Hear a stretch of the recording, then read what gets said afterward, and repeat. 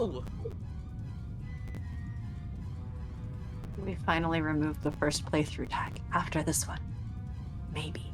Only maybe. I just find it funny how you probably put on the captions, and then I'm like silence, silence, silence, silence. Music kicks in, and I'm like, hello. When it's the dramatic music. Hello, Melik. Hope you're having a good Monday morning. Very dramatic music.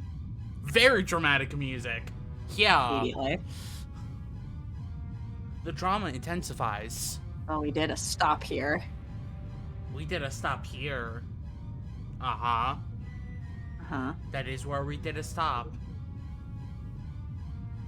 Uh-huh. Okay. We also did a stop many other places along the way. Since July.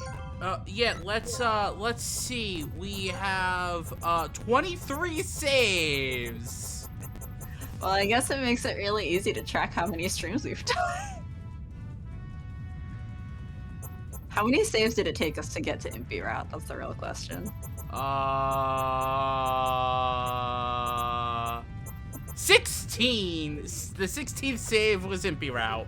So it's only taken us like 7, 8 to get to what should hopefully be the ending. Okay, well, two of these saves are on the same day, so yeah. Because I made a precaution save. Oh. Okay. But yeah, but 16 to 23. What a nice title. Fly me to the moon. And then you get this. Like, oh, fly me to the moon. I know that song. That's a cute song. And then you open it and it's like, whoa. It was stuck in my head the rest of the day. Okay. Okay. Okay. The sky darkens. Victoria is in the palace garden, quietly looking on as the airship fills the sky. Next to her is a handmaid dressed like AC, acting as a decoy. She wears a veil and similar clothing. Oh wait, notification. Nemo shouldn't be able to tell, unless he sees her up close. Victoria speaks gently to the handmaid, who can't seem to stop shaking. Girl. Yeah. I'm so sorry for putting you through this. It's fine. How could I run away when you stand here facing the enemy, Your Majesty? I'm so glad to have such a brave woman as you for a subject. I don't deserve such praise. Thank you. I will do my best to perform my duty. The girl's cheeks are flushed as she glares upwards. Victoria smiles and turns her own eyes skyward as well. The black shadow of the steel leviathan navigating the sky is getting bigger and bigger. Steel Leviathan. Such a good name. Better than Nautilus. It's a great phrase. Much better than Nautilus. Nautilus! Your Majesty, the Nautilus approaches. Evacuate immediately. Why we remain here? What? This monster in the air is unlike anything before seen. The soldiers are trembling with fear on the inside. And on the outside? Only some of them are trembling. That is why I, as their queen, cannot be the first to flee for cover. Ah, yes, the hive without their queen is doomed. Uh-huh.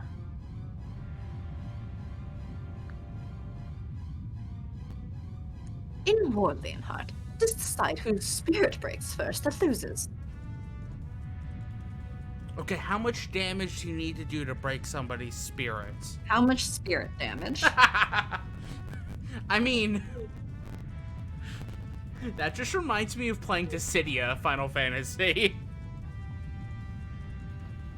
Yeah? Cause like it's, cause like there's some versions where there's like damage that doesn't actually harm them, and then there's some moves that are like, no, this one hurts them. It's like, So then there's the little damage, and then there's the spirit damage. I think it's like called Bravers or something like that, but it's just like, that's when you really hit them while they're down.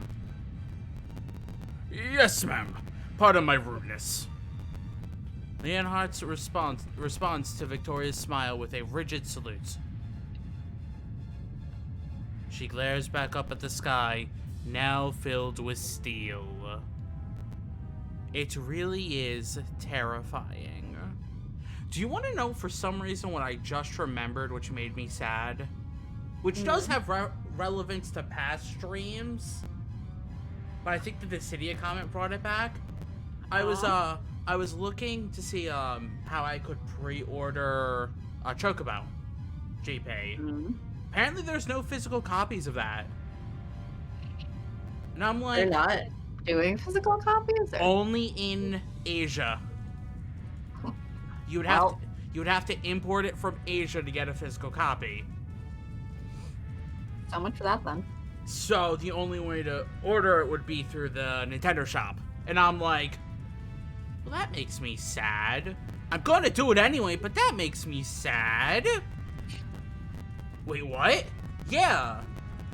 Chocobo, I was looking online, and they were saying that Chocobo GP only releasing in Asia. The version in Asia does have English, so you can import it and play it.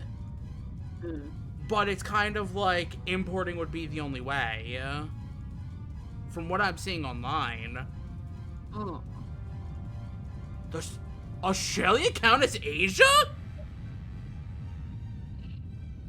I got a physical copy pre-ordered.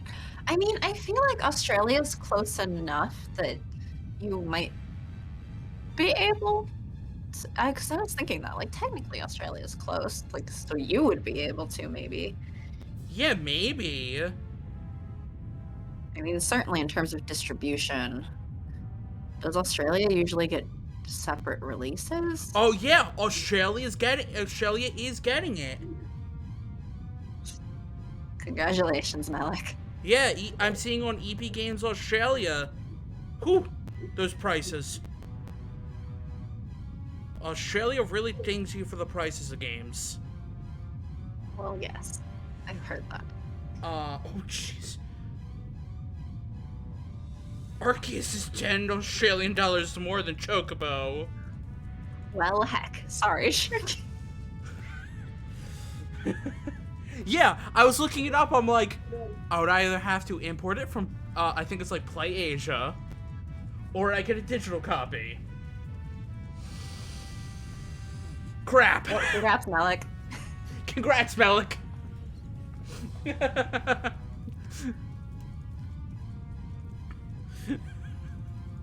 Oh, man.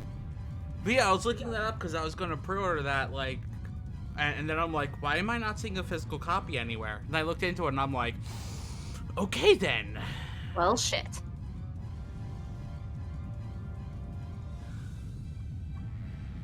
So yeah, that was the sad thing I learned. Apparently I need to move to Australia. I would never move. Okay, but then you have the spiders. Yeah, I would never move to Australia. The spiders would terrify me to death. That's the same thing like moving to Texas because they have giant spiders too. Not nearly like Australian, but like big enough to terrify me. Yep. The sheer appearance of it and its size, the horror of it hanging overhead. I was joking yesterday. Like, oh, I also like spider, like, themed things. So maybe instead of a bat or a crow, I should have been a spider. And I was like, wait, no, you're scared of spiders. You never would have allowed that to be my branding. You'd be like, nope. See, and I've mentioned this before. In most games, like, spiders are different enough that I'm able to like I'm able to split it and be like that I'm fine. I did see a game recently that was like, it was like a physics-y game, but the main character is a spider, and I'm like, even though this is cartoon, that spider looks real enough to terrify me. Like, it's, the distinction is weird, but my brain does it sometimes. I mean, brains are weird. In the first place, brains are weird. Like, I've seen a lot of people being like, oh, if you're arachnophobic, can you, like, how are Skulltulas in Legend of Zelda? I'm like, they look so fake. They're, like, it doesn't trigger it. Uh-huh. There is no better weapon than this to strip the soldiers of their confidence. If that ship demands that you either obey or fight, it would be difficult to choose the option to resist. Eventually, the Nautilus comes to a stop in the sky. Which somehow stops the brrrr. Yeah. Yeah. At the same time, a strange noise echoes through the city. Satan, get ready! Hello, people of London! How do you do? It looks like you have no intention of resisting. As your teacher, this makes me extremely happy. He has some nerve. Now then, I shall send a small ship your way. Place her on that ship. Okay, let's get a computer with an AI in it and place it on the ship. Hmm? Well, I mean, she's homunculus. Not quite a computer with an AI, but you know. I haven't seen that movie in a while. Hmm? There's a movie called Her, Mm. where it's all about a guy Yes. falling in love with a computer, an AI in a Yeah, computer. I think there was a poster of it or something in the hallway of college. I watched it for a class. I've never watched it, but I remember reading about it. But because I took a class and the whole, like, it was an English class, and the whole class was, the teacher's like, okay, we're going to talk about the difference between dystopias and utopias. And so... Oh, was that like 103? I don't remember. No, it wasn't 103. My 103 course was Lord of the Rings. Because I remember I had to take English 101 and 102. Yeah. But I got to skip 103 because of AP.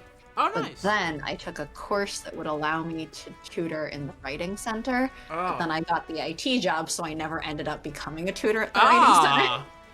But that was a really good class. I liked it a lot. Oh, I liked 103. I liked it a lot because it allowed me to read more See, Lord of the 103 Rings. looked like the most fun Oh, it was. when I was looking at the descriptions. Oh, it was. But I wasn't actually, like, I couldn't take it. Because Yeah. I had already tested out. And, I like, my hated... schedule's already otherwise so packed. I hated 101 or 102 with a passion. I was so bad at them. But no, it wasn't a 103 course. It was a different course. Obviously I don't remember the number. Remember in my 102 class, we had like a section on sustainability or something. And I think there was like some paper I wrote where I was describing this digital utopia thing for sustainability. And it had like trams that run throughout. And someone tried to correct my paper by crossing out tram and writing train. And I'm like, I'm sorry you don't know what a tram is. How do you... I'm sorry you've reached college and never learned that tram is a word. But yeah, they wanted me to replace it with train because they thought it was a typo, and I was like, It's not. no, you're stupid. It's not.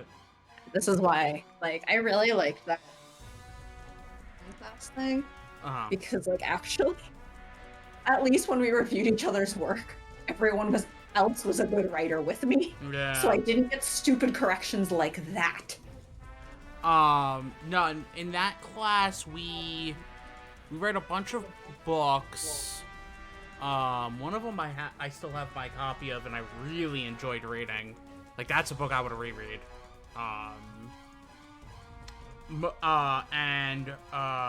We watched a few movies. Like, that was how I watched Blade Runner. We watched Her. We watched a Black Mirror episode.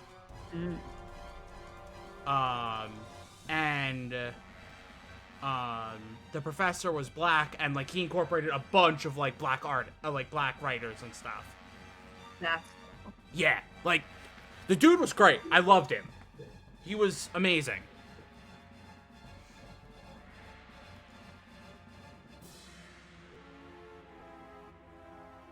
I didn't even if I like could say his name, I don't even remember his name.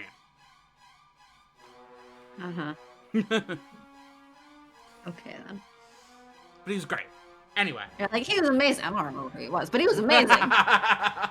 Look, I don't remember people's names. It's fine. I don't remember like any of my college professors' names outside of my major. Yeah, basically.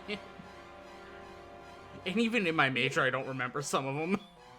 I mostly remember within the major because those are the ones that people talk about. That's the ones that you would have conversations like, oh, this professor sucks, this professor's good, this who you should try to take. Yeah. That kind of gossip. Oh, he's being more cautious than I thought. I didn't think that he would come down here himself, but... By the way, using a body double won't work. And then there's Melik listening to us talking about college. Whoops. We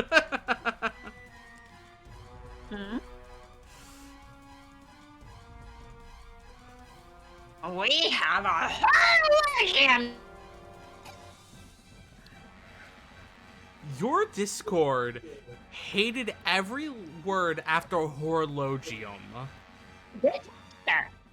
With us. Horologium detector, a device that tracks a protagonist using the small amount of poison released by her body. Your Discord really hates your Nemo voice. For good reason. But, this implies that Nemo does not realize that the protagonist's, like, MC's poison got fucked with because he took a piece of the horologium already. No, yeah, he doesn't.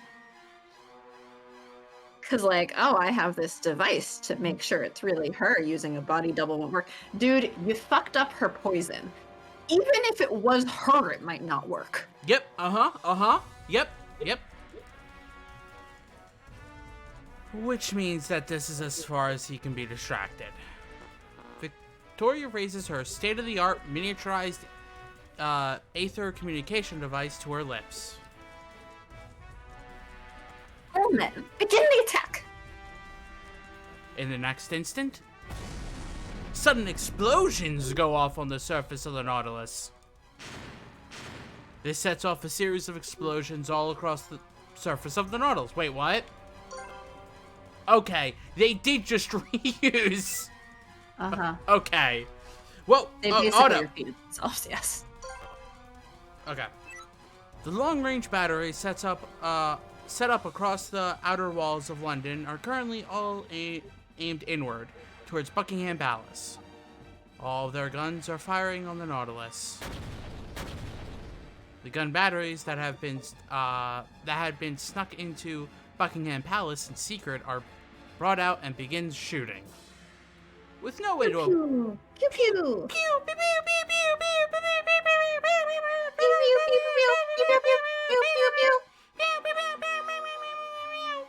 just start sending Morse code and pew pews. Pew pew pew pew pew pew pew. Pew pew pew pew pew pew pew pew pew. With no way to avoid attacks from directly below, the Nautilus is hit by countless shells and is soon covered with smoke.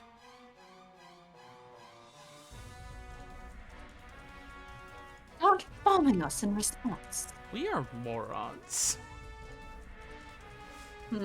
We are just idiots who do this live on the internet. I think that was the point. The friend I was hanging out with was asking, like, oh, like, you said you had a stream later. Is it like you streaming, or is it that You're watching you're something. watching a stream? And I was like, oh, I stream with Sharky. And yeah. I'm like, does he even remember me? Yeah. Okay. I remembered who you are. But we love you for it. And it's like, oh, what do you stream? Well, we're Ace, and we stream dating sims so we can make fun of shit, basically. And then some days we don't do dating sims and we make fun of it anyway. Some days we do dating sims and then they make us cry. Like last time? Oh my god. Or the other time? Oh. It was something mechanical, but it seems that Impey Podcane's prediction was correct. Last time, I literally left my room after that stream, and my roommate was like, did you have fun? I'm like, I'm crying, so yes. She's like, wait, last time, like, the Impey backstory? Yeah. Yeah. I mean, that one's bad. And just think, he's the one with the least angst, like, hinted at the beginning. He's the one with the least angst. Yeah, you go in thinking like, oh, he's the comic relief. This is gonna be a fun route. Ha. The Nautilus is staggeringly powerful. The quality of its weapons far outclass anything the British troops can muster. That's the very reason why it cannot bomb the palace right now. I was like trying to look up some stuff, and I saw some people were disappointed that Impey being a vampire didn't play more into his story, and I'm like, but it doesn't matter. Sort of does. It sort of does in the sense that, like, he and the old man were trying to prove that it doesn't matter, and that science can sort of transcend all of that. Yeah. But, like, the motivation also comes from this, like, war is stupid. I lost so many people over it. We shouldn't be partaking in war and shit. Let's just go to the moon. I'm mad that this is being used as a weapon because, as a vampire, science is like a saving grace. It's not in it like with Delhi, where it's like, I'm a vampire and I'm gonna be doing this. Right. I mean, I think, Van Helsing is the next one. Yeah. If you want vampire shit, I mean, I'm pretty sure that one had a good bit. I imagine he is the vampire hunter.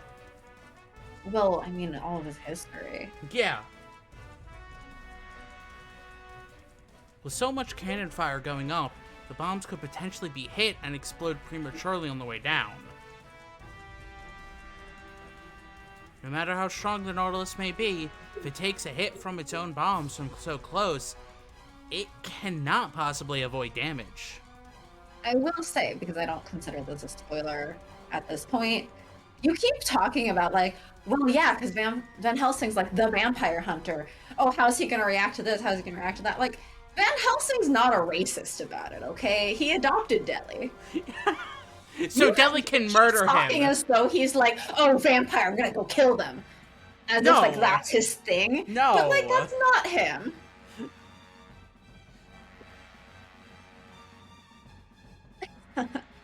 Let's see what his next move is. Victoria smiles. Use a double of AC and lure the Nautilus into range of the cannons. So far, this plan is going better than anyone could have hoped for. However...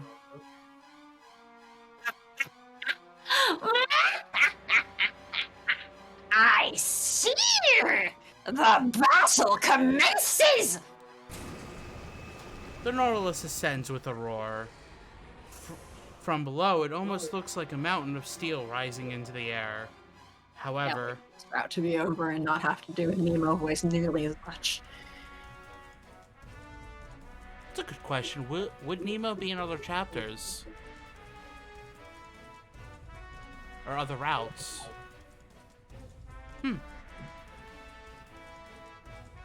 Maybe the true one. We'll see. However, this is something of a good sign for the forces defending Britain. I just revealed he's in the other ones less. Because I just said I can't wait for this route to be over. If the Nautilus backs off, it must be proof that their attacks are effective. But, of course, there is no way that the Nautilus would simply leave. The innumerable guns anchored to the bottom of its massive frame swivel to point toward the cannons along London's outer wall.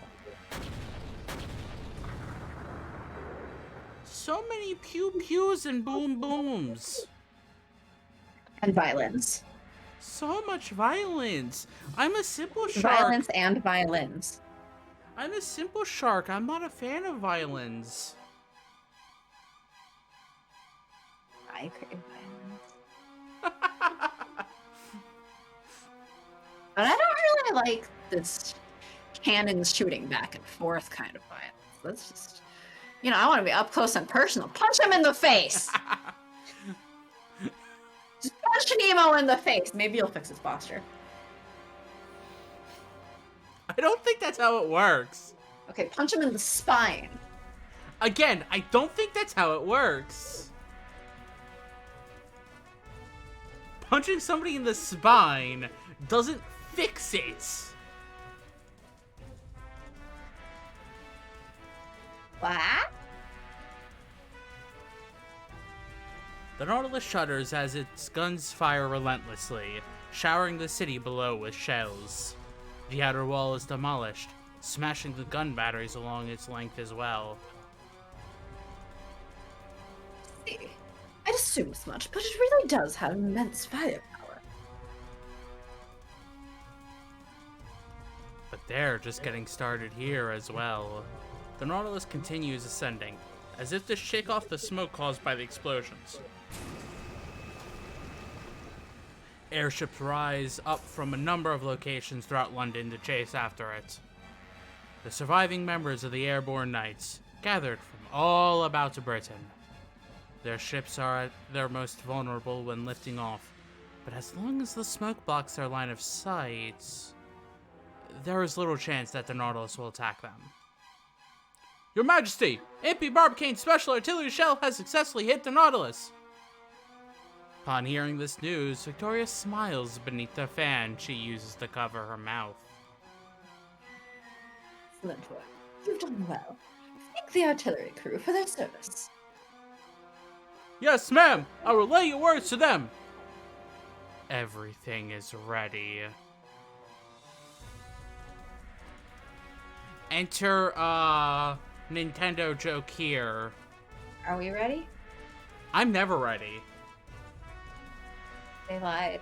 Oh no. Oh no, the game's a liar.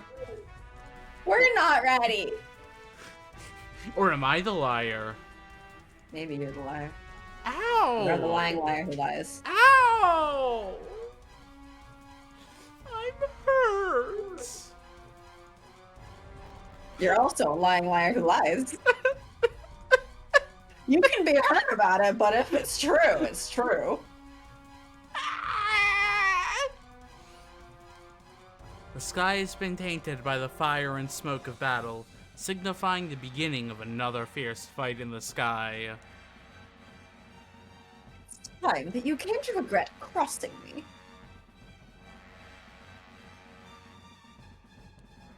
Victoria looks up at the flying fortress with a wicked smile. I feel like I should grab a folding fan.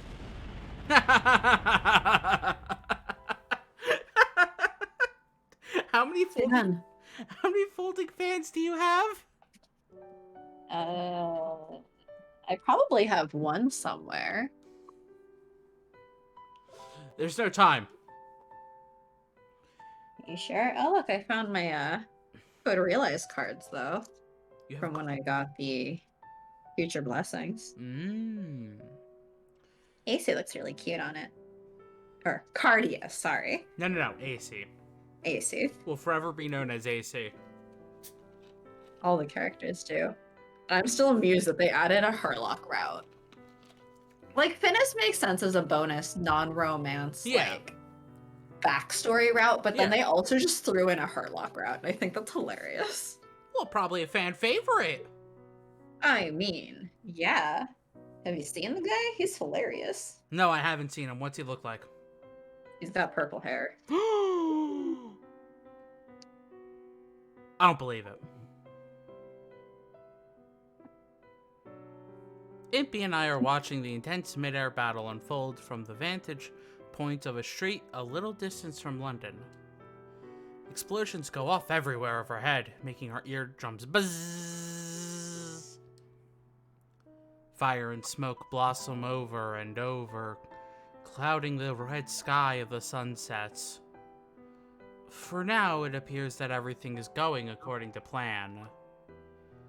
But I can't help but wonder how many people are sacrificing their lives in those explosions above us. We need to stop the Nautilus as soon as we possibly can.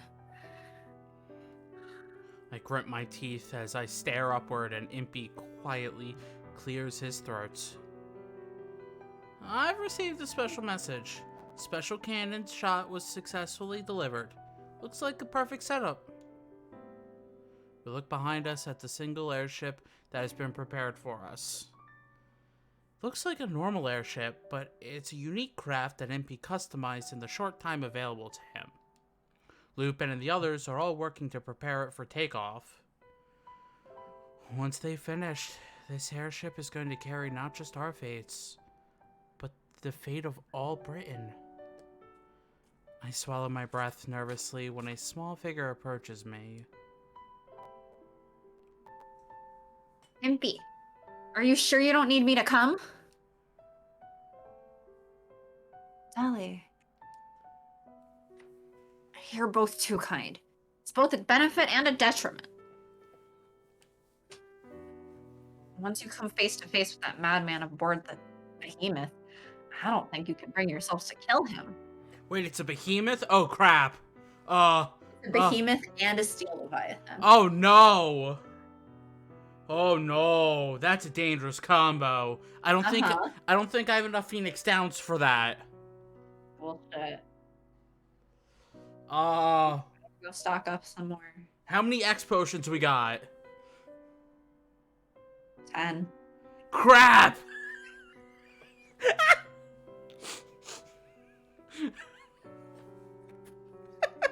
Sorry, I can't continue that bit. No? No, I can't. I'm laughing now. Don't worry, there's conveniently a shop inside the airship.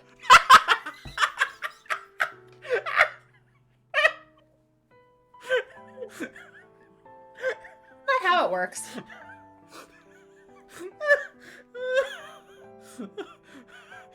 Not the games I've been playing recently. Well, no, I don't think there are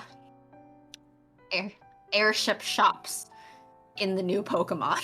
No, I was talking about like in Final Fantasy 1 and 2. And even 3. Yeah. It's you dive into hell or some equivalent. And you're either stuck there or you could get back out to restock if you need to, but then you have to go through it all again. Like, I suppose maybe someday I should properly actually go through the first few games. That's kind of why I've been doing it. But for now, I need to write. That's And then I want to play Sims. I mean, that's fair. But I mean, that's why I've been playing through the first few, because out of the first 6, I've beaten 2 of them before I started doing this.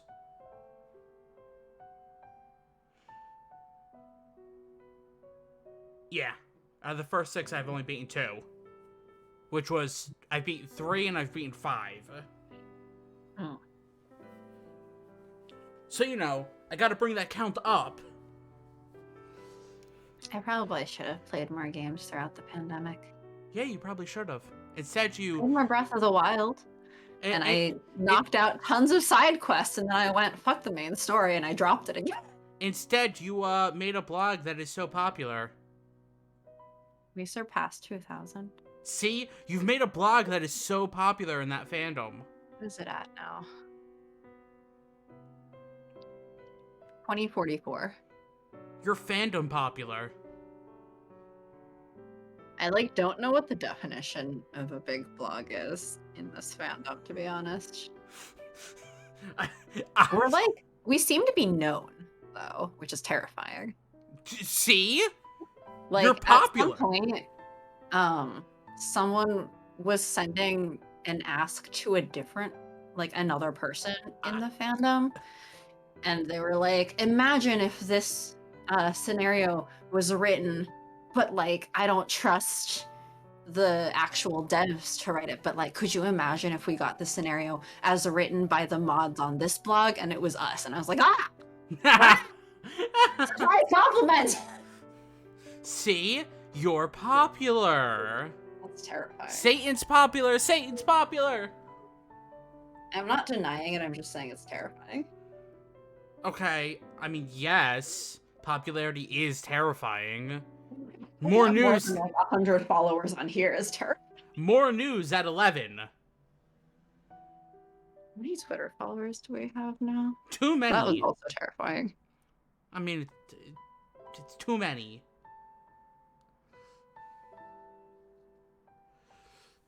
We have 166 followers on Twitter. Yeah, too many. Also terrifying. Yeah, mm-hmm. Mm-hmm.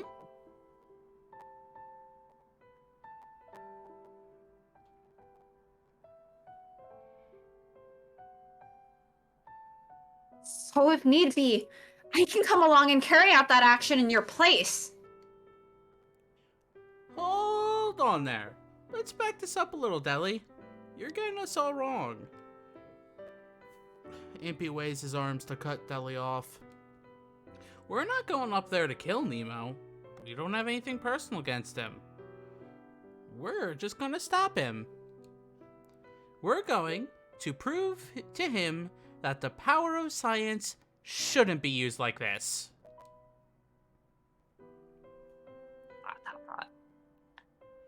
Look at the potato. The murderous potato. The murder! Like, you two are too nice, and I'm gonna. Are you sure you don't need me to come along? I can do the murder. You two are too nice to murder. But, like, I can murder. Do you need me to come murder? The potato. I can do the murder. You two are too soft to murder. I, a potato, will murder for you if you need me to.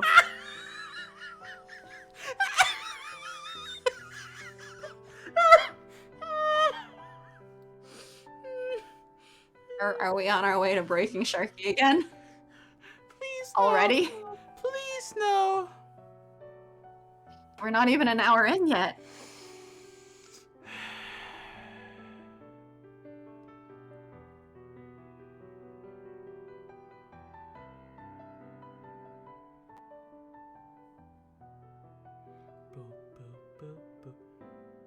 Sharky Even when a wheezes. loved one is taken from you, and your last memento of him perverted like this, you can still say that? Sharky wheezes, coming at you live from this stream.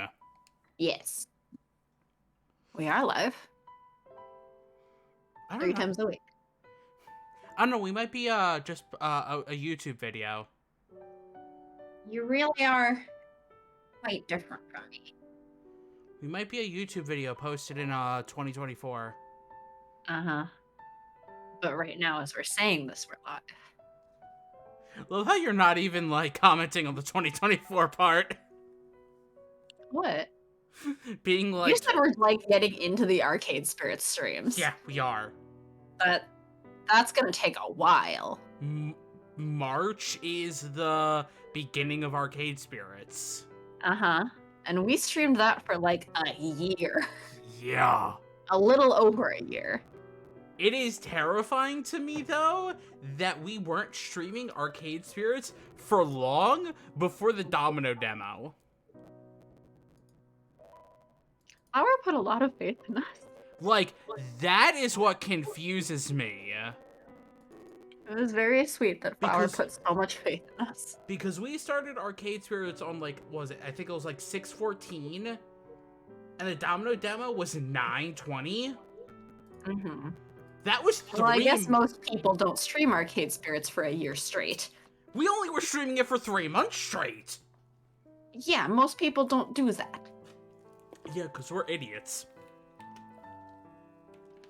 Most people... Yes? Most people are not like, content. What if you play the whole game? What if you do all the routes? Yeah! What if we do all the routes live on stream? And then also sit there for 40 minutes per stream, just tangenting. Like now. And what if, on some streams, the chat is like, why haven't you gotten past this dialogue box? You've been here since the beginning.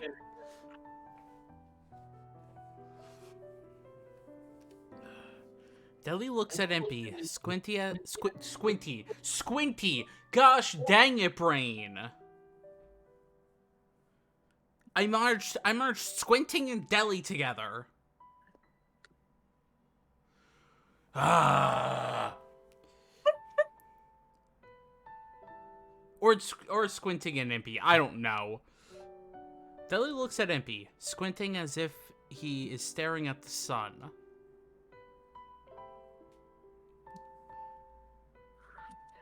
You remember when I came to you asking if you would join me in avenging our race? We got a raid of 14 people! Whoa. Hello! Hi, Blurty. Hi, Blurty! Welcome in. We're maybe finally finishing a Code Realize route. There's a potato After, on like, screen. 8 months of us playing this game. 8 months. We understand if anyone leaves for spoilers. But, hi. Hello! How was your stream? I hope you had a good stream. Chickens! Quack, quack, quack. Oh, so Yay, many chicken. chickens! Oh, that's such a cute chicken. It is a really cute chicken. Wow! Where does that chicken come from? I know it's I'm an learning. I Looks like. I know that. I can find that out by clicking on it. Yes. The story behind the chicken is dark. Oh, sounds like a good time. Don't ask them. Wait, but now I want to know. His name is Fabian. Pretty sure Fabian is a girl. Wait, her name? You know? But now I want to know the story behind the chicken. The darker the better.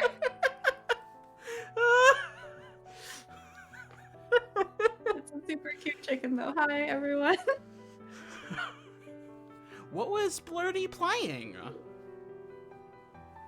I think it just said Pokemon. Ooh, which Pokemon? Alright. You know, the thing that you've been playing on your personal. Oh, Yeah, Legends you love the Arceus? chicken a bit too much. Probably not the worst, saying, or worst thing we've heard. Legends Arceus! Woo! Woo! Oh, man. I'm only 15 hours into that game. Need to play it more. Uh-huh. Well, because you're only playing it on stream. Yeah, Is that right? I'm only playing it. I'm only playing it on stream. We adopted Fabian to protect her. You know, that's a good reason to adopt a chicken. Yeah, that's what I mean. That's kind of Also, to have a chicken. why. Such a cute chicken. What'd you say? I said such a cute chicken. It is a cute chicken. It's a very cute chicken. Did you read this line? I forgot. Yes, I did. Okay. I put the baby voice and was like, "Will you murder with me?" Stop it! Stop making me laugh! Will you be a murderous potato with me? Stop making me laugh! No.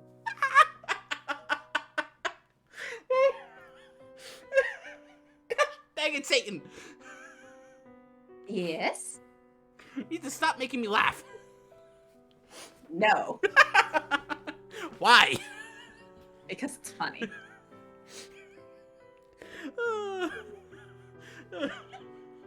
I can't read my lines. Entertain the chat while I try to calm down.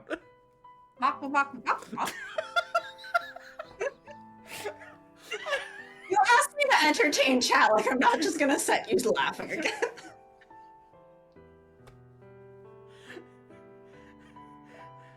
Yes, so I guess y'all have a really cute chicken, and over here we have a really cute vampire potato on the screen.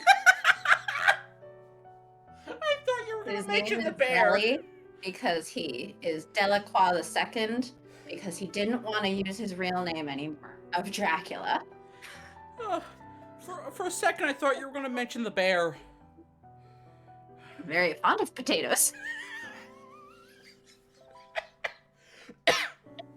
We have a potato and a grown dumbass. Deli and Impey. See, before you said that, I was gonna be like, well, how are you gonna describe Impey? A grown dumbass. A genius dumbass? Maybe we should say genius dumbass. Potato and the himbo. Perfect. I'd watch that show. Potato and himbo. He has nice hair. It took so long to realize that Impey has such a long braid. Yeah, that Impey It has. starts so far down. That Impey But has I do really like his braid. the longest braid. And I really like Deli's outfit. It's very cute. And I'm making my way on my own through the follow-up game Future Blessing. I still can't. Which has the extras as Deli's room, and I'm just like, yes! I can't unsee the hat as a upside down smiley face. Yeah. Also, I've cursed Maybe chat. the hat actually has 2 eyes and a chicken beak. Maybe the hat is the chicken. The hat is a chicken you Potato made. with a chicken on his head. The hat is a chicken you made along the way. Uh-huh. Okay. Okay. How could I Are forget? you doing it? I only just started Code Realize the other day, and I'm on chapter 2, so I'm trying not to absorb too much knowledge here. No, we're like near the finale of this route, I think. If you want to leave for spoilers, I understand. Yeah, I'd love to have you, but as the title says, finale. This is gonna be spoilerific. Yeah. Yeah. How could I forget? You punched me so hard. I'll give you guys a lurk for now. Oh, thank you. Thanks. Again, I'm surprised you haven't brought up the bear. Hmm? The murder bear. Murder bear? Oh, we don't have an exclamation point lurk. We don't. Should I set one up? I guess I should set one up eventually. This is the first and only route I finished in the game. Well, good news. Because the route order suggests Impey first, and I very much agree with it, at least in the sense of, like, it has the least spoiler. It's good for, like, building up, right? Yeah. To what the overall story is. It's very cute, and I think that if, like us, you start off going, Impey is such a dumbass. He's kind of an asshole. Impey, stop hitting on us so hard all of the time. Like, it's good so that for me, it was like, okay, now I can stand him better for all of the other routes because I really like all the things that you learn about him. And he becomes much more bearable. But my personal favorites are the last, well, I guess not last because Lupin's last, he has to be. But out of the 4 initial ones available, the last 2 recommended in the route order, Victor Frankenstein and Saint Germain, those are my 2 favorites. So I'm like, no, you should go back and play. And if you want, we're gonna be streaming this for the foreseeable future and doing every route and every ending. On Sundays. On Sundays. So. Yeah. Well, it'll take us a while to get to Victor and Saint Germain. Yes. But I love their routes. Because next is Van Helsing. That said, I like any route that makes me want to cry or makes me actually cry. And all of the angst. I love my angsty men. I love my angsty men. I recently, there was like a trend thing going around of like, share 4 pictures on Twitter to like reveal your taste in men. And I was like, well, I have a lot of dating sim faves. But here's my crew of, I'm actually a soft, sweet, gentle soul, but I've done shitty things in the past, and so I think I'm filled with grief and guilt, and think I'm the worst person ever. And it was like 707, Victor Frankenstein. I had V in there. Who's the last one? Graves. Those were my 4. And I'm like, I have a lot of favorites, but this is this category, crew. Yes. That is you. That is you. Oh, and no, I took Victor out actually because I put Solomon from Obey Me.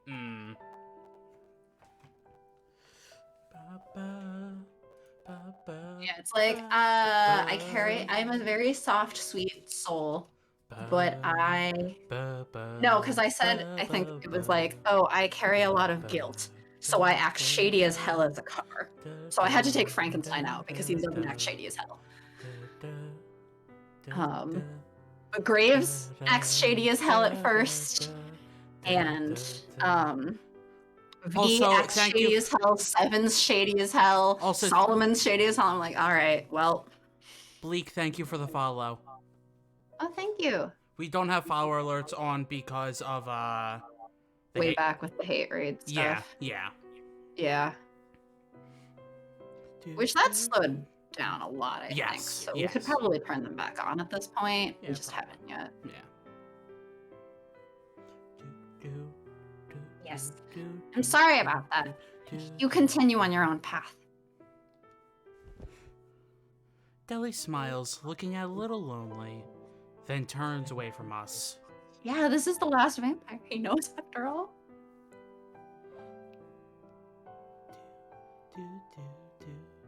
Don't die. I still have more to tell you and Van Helsing. We silently watch as Deli walks away. When you walk away, you don't hear me say, "Yeah, potato." Oh no.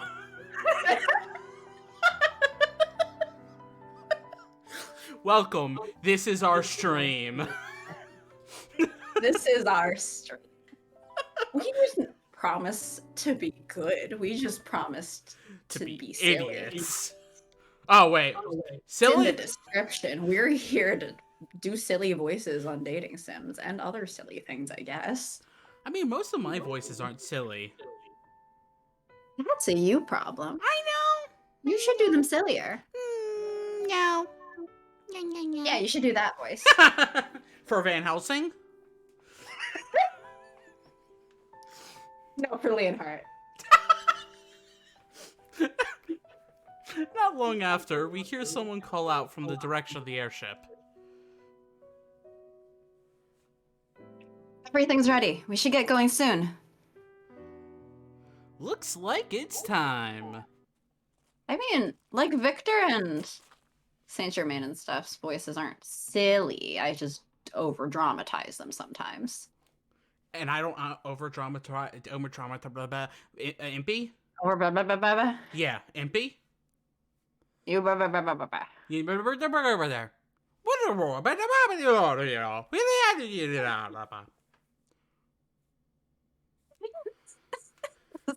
Captions are struggling. Of course the captions are struggling. What are you trying to say? You baba? Blah, blah, blah? Blah, blah, blah? Bye, bye, bye? Bye, bye, bye, bye, bye. It literally showed bye, bye, bye, bye, bye at one point. No, we're just going to turn into NSYNC for a little bit. Was that NSYNC? Was that Backstreet Boys? That was NSYNC. Oh, I remembered. I know like 3 songs from each and that's it. But yes, that one is the NSYNC one. That's like the only one I remember. Like, technically that should be my generation to remember, but I didn't pay enough attention to boy bands. Probably the aceness, you know? Wait. And you think I paid attention to boy bands? No. Did I say I expected you to know? Okay.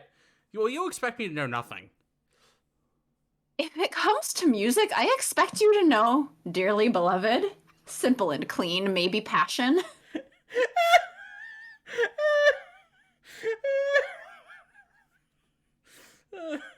I think For some reason, it's Sanctuary, but they kept the line about passion and backwards in Sanctuary. Yeah, they did. Yeah. Yeah. Which is weird, but okay.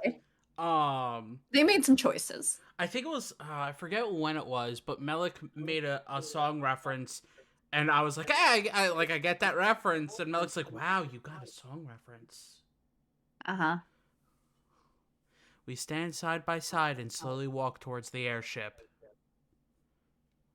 This is why it's finale, maybe? Impey. Hmm? Let's promise to make it back together, no matter what. When we get back, I want us to create lots of precious memories together. So many wonderful memories that we'll never be able to leave one another.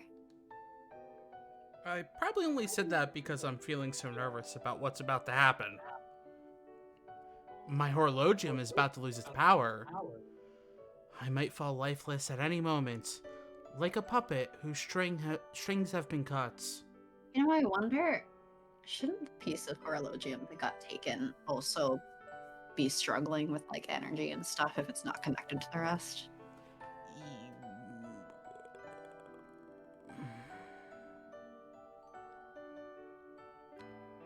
Maybe? But Potholes! but also they said that, like, the thing can run even if it was, like, fully disconnected from the power source for a little bit. Yeah, but I mean, Nemo's been using it as the power source. Yeah. To keep the whole Nautilus afloat for But like days now. But like it could be something like where it's starting to fail. It just hasn't fully failed yet. Then the answer is we just ignore him for a while. Or who knows, maybe it keeps its limitless power when disconnected for some dumb reason. Even though the main one fails? Yep, That's why, while I still have time, before my lips stop moving, I want to make this promise with Impey. I want to think about him for as long as I can before my feelings for him stop. When we get back, promise me that you'll never leave my side. Impey looks me straight in the eyes. I'm sorry, but I can't do that. I see. You're right. There's no way you can make a promise like that when there's no guarantee that this will work. No, that's not it. That's not what I meant when I said I couldn't do it. Impey puts his arm around my shoulders as I stand there miserably. Then he brings his face close to mine, making sure that I look at him. I'm not going to be leaving your side from this very moment. You've already given me so many unforgettable memories. I can't live without you already. Me too. I can't find any meaning in life when you're not with me. I've heard before that the reason why the moon shines is because of the sun's light. The reason why I can smile is because of Impey. That is what I truly believe. Hey, why don't you lovebirds save all the mushy stuff for when we're back safe? Let's go! It's like, I was supposed to romance you! Shall we have a party to celebrate once we're all safe and sound again? Everyone's Benjamin's like, let's just have parties! I like parties, they're lively and fun. Lupin. This card really is fun. Haha. Lupin, come on, guys. We gotta speed this up a little bit. Time's ticking. Come on. Mushy, go on, move on, come on. We got a city to save. We got a world to save. We got a ship to take down. Come on. I was gonna make a joke about, like, shipping. Well, we also gotta save this ship by making sure she doesn't fucking die. Everyone smiles at us as we hop aboard the airship. The duties we've been given are similar to what we did during the airship race. Impey is at the helm, and I'm his assistant in charge of the ship's I was about to say altitude. Yeah, the ship's attitude. Yeah, the ship's attitude, uh-huh. Lupin And Van Helsing's role is to sit inside of a cannon. Gosh dang it, Satan. Lupin is the Was that not his role during the airship race? No, it wasn't. Are you sure? Lupin is the lookout, and Van Helsing is controlling the gas bag. Saint Germain and Victor are in the engine room. Alright then, take off! The propellers start spinning. The airship slowly rises from the ground and lifts us into the air. Into the skies of London, lit by the fires of conflict and war. As we ascend, the Nautilus begins to look bigger and bigger. The flying fortress. It works. Shush you! The flying fortress covered the sky already when we were some distance away.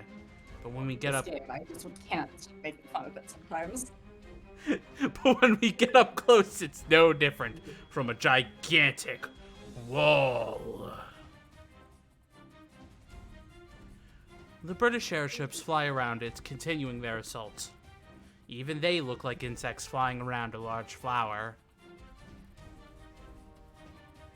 Indeed, the other airships are distracting the...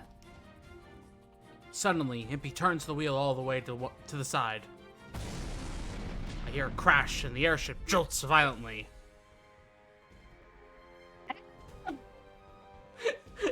and then through Discord. Is that not about accurate still? It cut off like 9/10 of it. That's fine. That was close.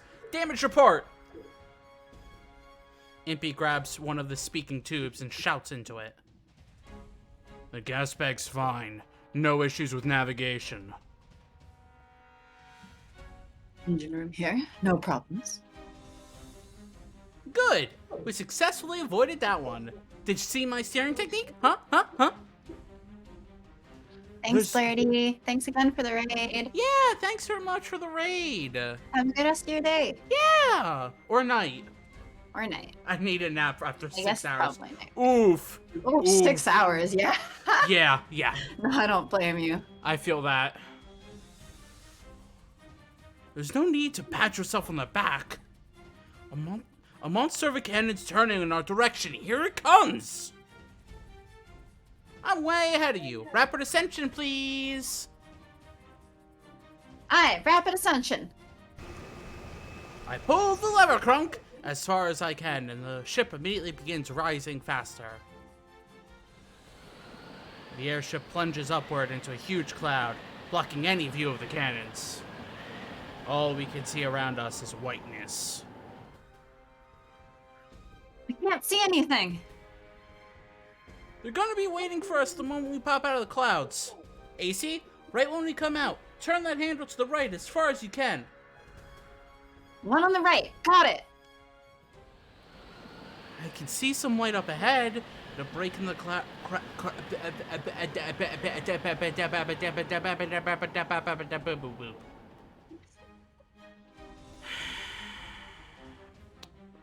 Let's try that one more time, shall we? Uh-huh. I can see some light up ahead, and a break in the clouds gradually appears. Use all my might and start turning the handle Impey pointed out to me. Suddenly, the handle locks into place. At that moment, I hear a loud noise from the back of the ship. We suddenly pick up speed as if a giant hand was pushing us.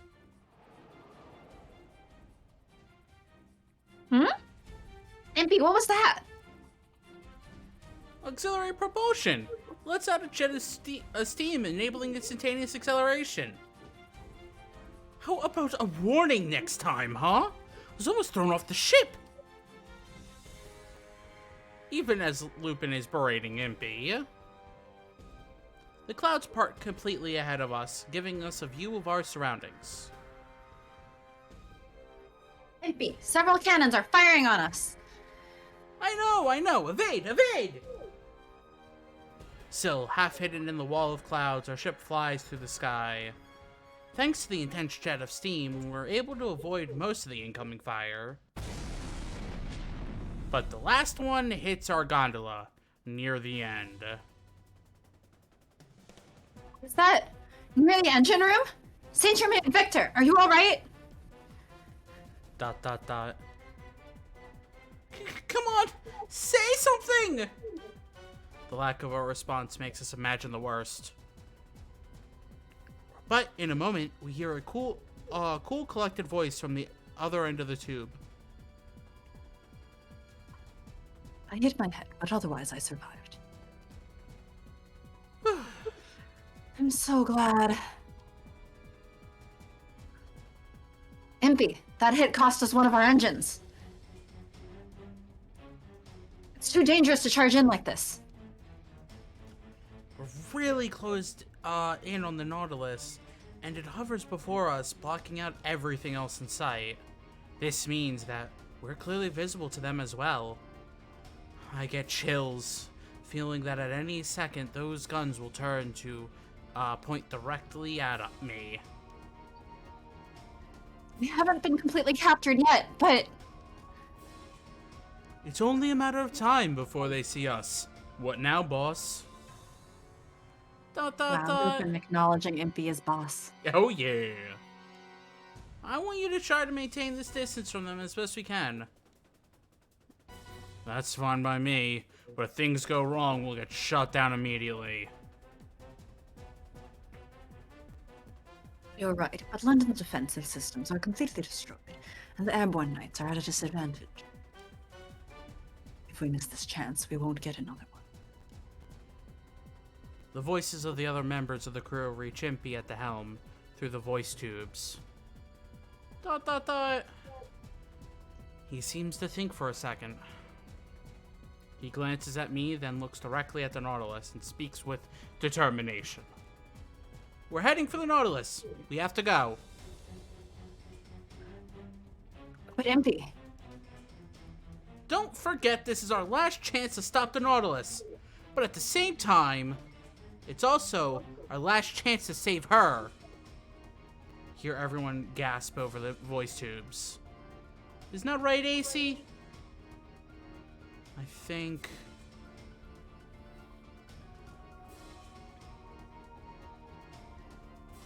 No, I was right. Last time we did do one choice. Okay. Quick save, because this is the first bad end. I'm not quick saving. I'm just going to do a real save. Okay.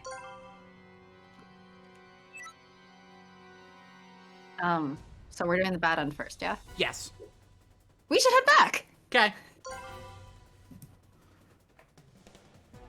No, Impey. My voice is soft. I try to hide the tremble in my speech. You're the one in charge of this ship. You can't afford to make the wrong decision. Well, wrong decision. There's no way that wanting to save you could be wrong. My heart is torn. Not over whether or not I'll survive. I just don't want to crush Impey's feelings. But it has to be said, and I have to be the one to say it. If we go for the Nautilus right now, there's no question that we'll be shot down.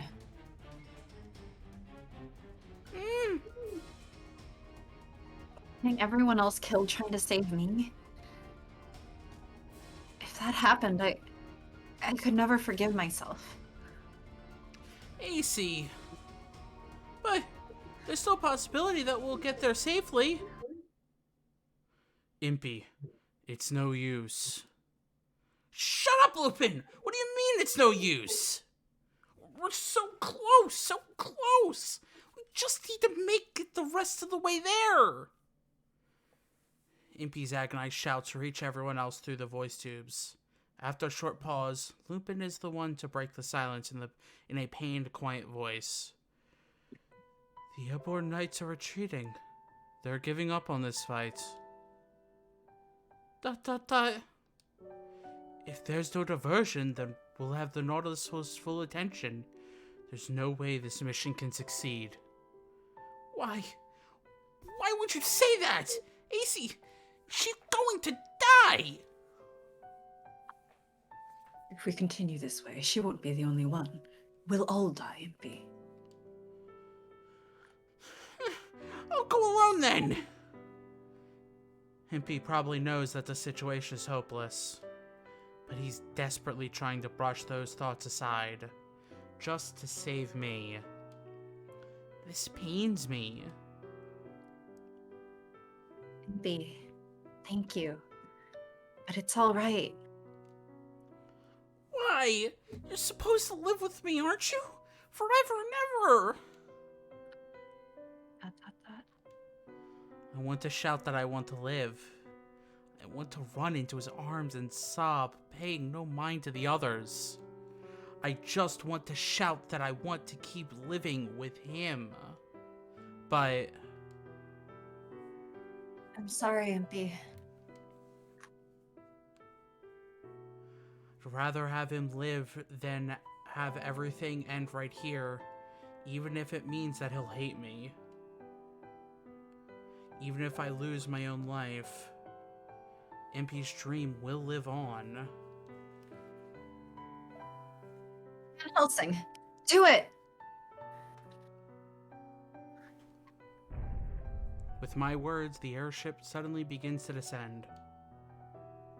We fall through the sea of clouds and start to see the city of London far below us. What's going on? Why are we descending? I just released some of the gas from the gas bags. The ship won't be flying any longer. Why? Why the... Hell! Did you do that for Van Helsing? Just why? Just resent me all you want, but this is the best decision. Remember, the potato said don't die up there. Impey rages for a while. He leaves the steering column and goes to confront Van Helsing. However, once an airship has lost its buoyancy, nothing can lift it back into the sky. The ship heads to the ground, despite anything Impey tries to do to it. Ever so slowly. It sinks gradually and softly, just like the life that remains within me.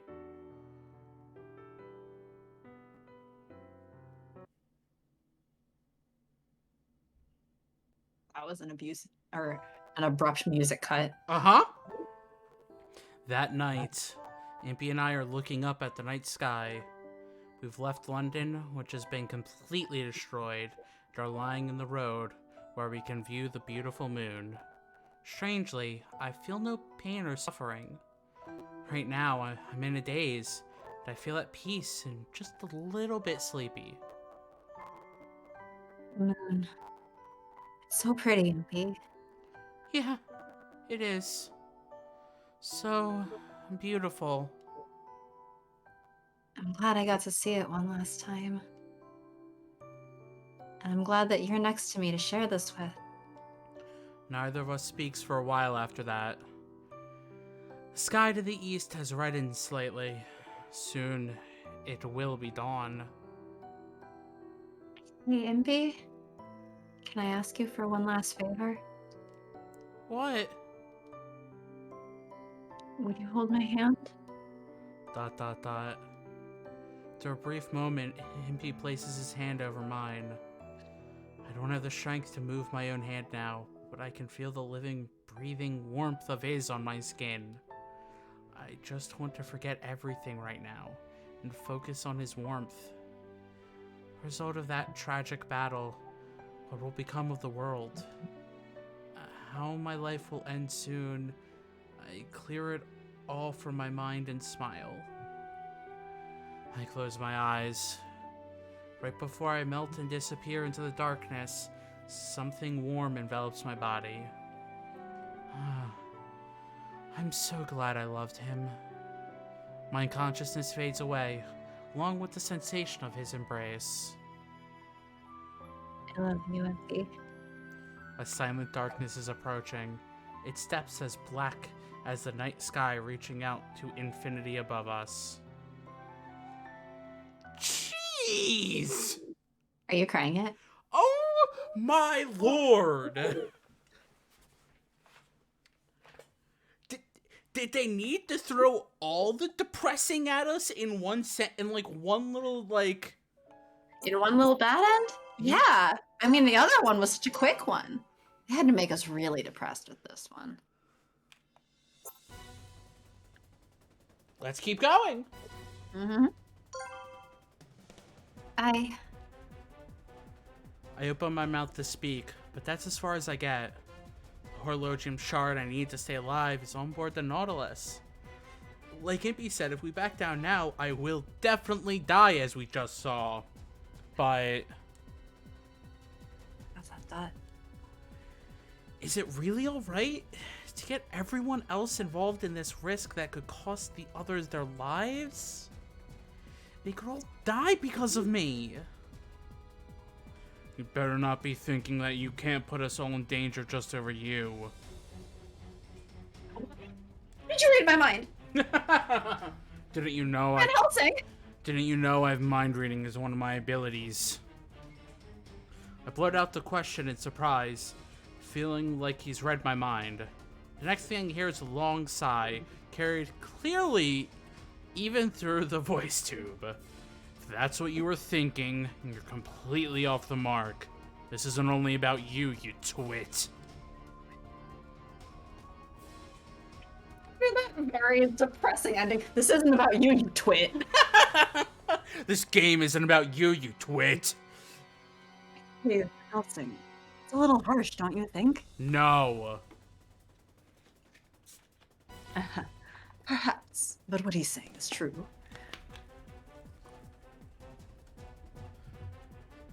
Miss Stacy, think about it. One of this mission's objectives is to save your life, yes, but it isn't entirely to do that. It's also to put Nemo in his place. It's to send the ship into its place. In space! Space! Then AC really... I'm like, if AC went along, then we'd really have Ace in space. Hey! Oh, right. When it comes down to it, saving you is only one of the elements of that. Exactly. If we don't bring that thing down here, it'll cut everyone's lives short. And by bring it down here, I mean bring it up to space. Yeah. Yes. That's right. I'd been so focused on myself, but Queen Victoria and all the British soldiers taking part in the battle. So many people are risking their lives to give us a chance at stopping the Nautilus. If we were to turn back now, it would mean that all of their sacrifices would be in vain. I'm sorry, everyone. Let's keep going. The others respond with varying cheers and acknowledgements through the voice tubes. We're all clear so far. Doesn't look like a guy knows where we are yet. No problem here with the gas bags. We can fly pretty much wherever we want. One engine we have left is doing well.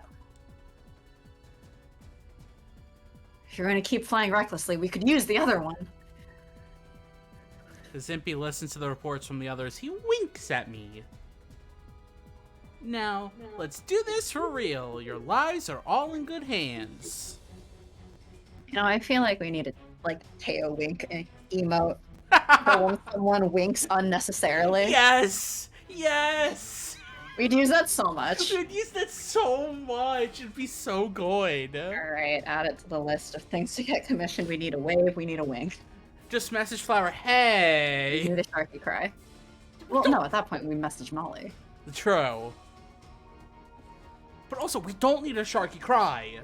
We need a Sharky cry. We don't need a Sharky cry. We have 4 more routes in this game after this one. We don't need a Sharky cry. Are you saying that you weren't ready to cry from that last bad end? I was getting ready to cry just by reading Impey. Like, Impey's lines. Like, getting into that emotion of, why? Why? I was reading the dying person. That's true. You are reading the dying person. Great fun. We have fun here. Do we, With though? tears. Do we have fun here? I don't Yeah, with know tears. about We have fun that. Ugh. I never thought I'd hand my life over to you. What? You have some objection? Yes. Can't recall having an objection this big for a while. We may not live to see tomorrow. I'll go ahead and put in a quick prayer for us so that we'll be welcome to heaven. Just in case. All of them are like, we're gonna die. We're gonna die. Are you sure? We're gonna die. We're gonna die. I'll talk to God for us real quick. We're gonna die. Let me talk to God. Nobody trusts you, Impey. Can't help but giggle at the reactions of the others. What a thing to hear from your girlfriend. Exactly. What a thing to hear from your girlfriend. Nobody trusts you. Hee Nobody trusts you. What it just said she giggles. I know. I can't see their faces through the tubes, but they're probably all speaking with a big smile, except for Van Helsing, who never smiles. Who had to really awkwardly smile for that picture. Oh my gosh, yeah. Everyone is counting on Impey as a reliable member of the team. Impey himself has an unclouded grin, a reflection of how we all feel at the moment. Impey, our fates are in your hands. Let's make this work, no matter what. Leave it to me. The more people believe in me, the better I perform. Wait, but we just established no one believes you. So we're all gonna die. We're doomed. Impey points the airship towards a space between the clouds. At the right moment, pulls on a lever beside the steering wheel. Pull the lever, Impey! Not that lever! Yeah, at this rate, we're going extra long. Yeah. We're only here. Don't we have like 2 more choices left? We do, including a normal end. 6-hour races stream. Let's go. The airship releases steam and flies towards the Nautilus as straight as an arrow. Or an arrow. What? Straight as an arrow? So not straight. Yeah, not straight at all. Yeah, The enemy is opening fire. Evade! No! We're going to keep going! Well, you've been getting practice in, Sharky. Uh-huh. Satan hasn't been getting practice. Well, I can get more coffee. Coffee? I just finished my 16-ounce cup. Just? Jeez. Yeah. Well, you know, I got it. I took a couple sips, then I went to nap for an hour. True, and then you've been reading lines and talking to me in stream chat. Uh-huh. True. Also, like, I don't know if you realize how big 16 ounces is. Too much. Like a normal mug, I might have about 9 ounces of coffee. So a cup of 16 ounces is almost 2 mugs worth. Impey keeps the This is why I haven't gone to get a refill of coffee yet. Yeah. Uh-huh. Well, if we're gonna keep going. Impey keeps the airship going full steam ahead, not wasting even a single moment to dodge the incoming shots. The cannon fire is drawn towards the airship as if by magnets. A huge jolt shakes the airship. The Nautilus is only a stone's throw away now. Lupin, take over the helm! Me? Lupin tisks as he rushes into the cabin and takes the wheel in Impey's stead. Also, I hope chat's been having fun with this finale so far. Hope you're enjoying our stupidity. What's the line? Chaotic cozy? I think that's how Mick described us, yeah. He sees the smoke rising from all around the room and clutches his hand in his hand in his hand. Mm-hmm. Clutches his head in his Well, hands. he does have 2 hands. But I don't think he can clutch a hand in his hand. His hand in his hands. Well, what you do is That would just require grows an extra hand. Yeah, I was gonna say that would require a third hand. But if you say clutches his hand in his hand, Yes. we can do that. Yes. Damn it! This boat's about to go down. Hang in there a little longer. We need to get right above the Nautilus. Hey, wait. How are we going to retrieve the 2 of you? We'll figure something out. If what Nemo said in his announcement is true, there should be smaller aircraft inside. We'll take one of those. Impey and I answer at the same time. That didn't say Impey. Well, that says Impey. No, I mean the line didn't say Impey. Oh, no, I assumed that to figure something out and that happened at the same time. Well. Lupin looks at us in surprise, then grins. You guys make a pretty good team. Fine. We'll be above the Nautilus in no time. Get ready. Impey guides me out to the deck. The wind furiously blows through my hair. The sound of cannon fire battering the ship assaults my ears. Impey, what now? We're gonna die. Made it this far. There's only one way to do this. Shoot out of the Helsing cannon. With this, he picks me up with ease. Then he smiles mischievously and stands at the edge of the railing. All right, AC. Hold on tight. Where's the tail wink emote? Where's the tail wink emote? We'll have to get one from Molly. Gosh dang it! You're not gonna jump, are you? Sure I am. The magnetic generator won't be any use from outside the Nautilus. Nautilus' thick outer armor. For maximum effectiveness, we can't avoid going inside. Impey narrows his eyes and points to a spot on the Nautilus' deck. I follow his finger and see some windows. See those windows? They're definitely reinforced glass. But, luckily for us, they've been cracked from the cannon fire. And I'm a vampire, so I'm just gonna punch it. So, we'll break through it and enter using the momentum of our fall. Explosions go off nearby and the ship rattles once more. One step forward and we'll fall right into a serene sea of sky and clouds. Obviously, we don't have any sort of lifeline. If anything goes wrong, we'll plummet to the ground far below. What about the hooks that held Van Helsing? They're in the cannon. Are you serious? Didn't I tell you before? With your love, I can fly. Impey smiles I don't kindly. think Deli said that's one of the vampire powers! Impey smiles kindly, then gently presses my face against his chest. Close your eyes if you're scared. Just concentrate on the warmth of my body. If it means there's a way to save you, I'll force myself to fly. I'll go anywhere.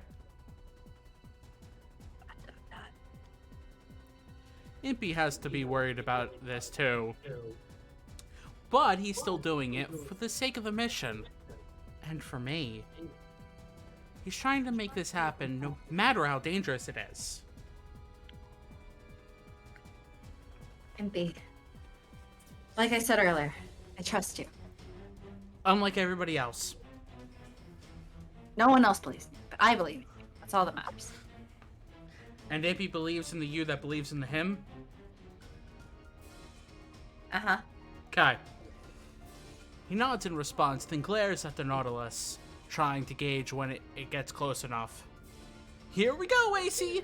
3, 2, 1... It all happened so quickly. Impey kicks off the deck. He does it without any hesitation and still embracing me. We fly through the sunset.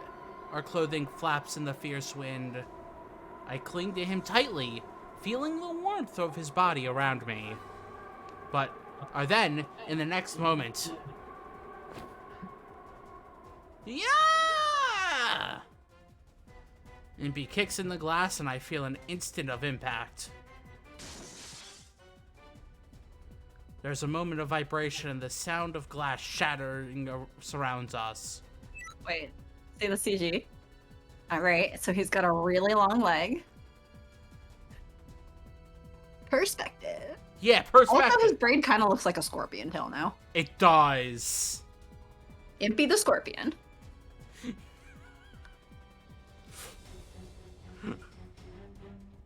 Oh my gosh, yeah. I mean, it's a good-looking CG. It is. Also, we look like we're about to ride a horse. Uh-huh. I open my eyes for just a moment, and I see pieces of glass sparkling all around us, scattering the light of the sunset like diamonds. Him. I start to call out his name, but stop myself. Even though we could have died with one wrong move, Impey is smiling joyfully like a boy, like a little boy. Not just any boy. A little boy. Like Bella. Like Daddy the potato. Ellie doesn't smile that much, actually. No, he doesn't. His smile gives me courage and tells me that there is nothing to worry about. There is the sound of things smashing around us, and then I feel the impact of our landing. Our momentum was slowed somewhat by our breaking through the glass, but the landing is still a bone-numbing jolt that lances through me. If I felt that much with Impey protecting me, I can only imagine how much harder it must have been for Impey. And those vampire legs. Uh-huh. Fortunately, he has vampire legs. Still holding me, Impey scrunches up his face and stands there motionlessly. There it is. The consequences of my actions. Are you alright, Impey? This is totally fine. Vampires are much sturdier than humans, you know. It is the consequences of my actions. This is the consequences of me actions. You look like you're in pain. Really? I'm fine. Look, hey, we made it in. Impey's very obviously hurting as he looks around us. For now, there don't seem to be any enemies approaching us. If the things are the same as when we were last captured here, there will be Twilight soldiers aboard the Nautilus. There was a pretty flashy entrance, so it's probably only a matter of time before the enemies start to arrive. Hurry, Impey. My butt hurts.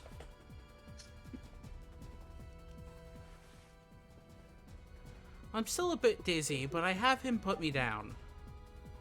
A wave of severe dizziness and nausea washes over me. I see sparks and feel a sudden crushing headache, as if I'm not getting enough oxygen. No, wait, hang on while I pass out. Okay, we're gonna...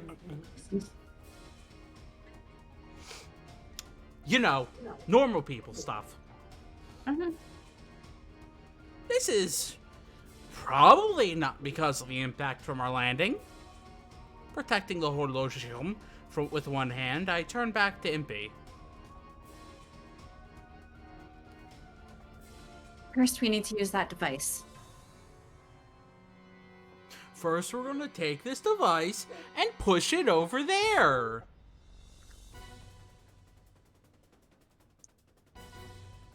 Right? Hmm?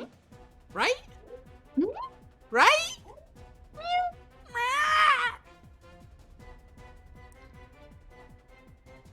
Right.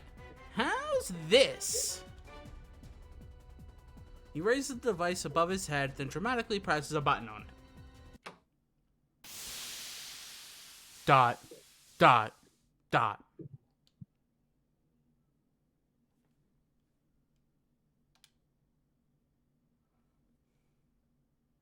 don't think anything's happening.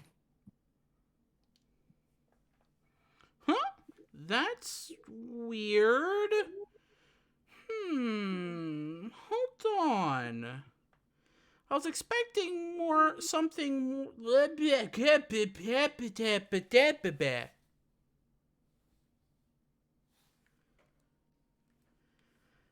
Brain? I know you need to say sounds, but that wasn't the time to say the sounds. Please, Brain. Just give me this one thing. Please. I'm begging you. All of the other lines, too. Okay, I'm not asking for that much. That's like asking for, like, $1 million. I was expecting something like Rabble and some changes on the Nautilus, but no matter how hard we listen, we don't hear any noises like that. Maybe you got knocked out of whack from the impact of our landing? Damn. It is a pretty delicate instrument.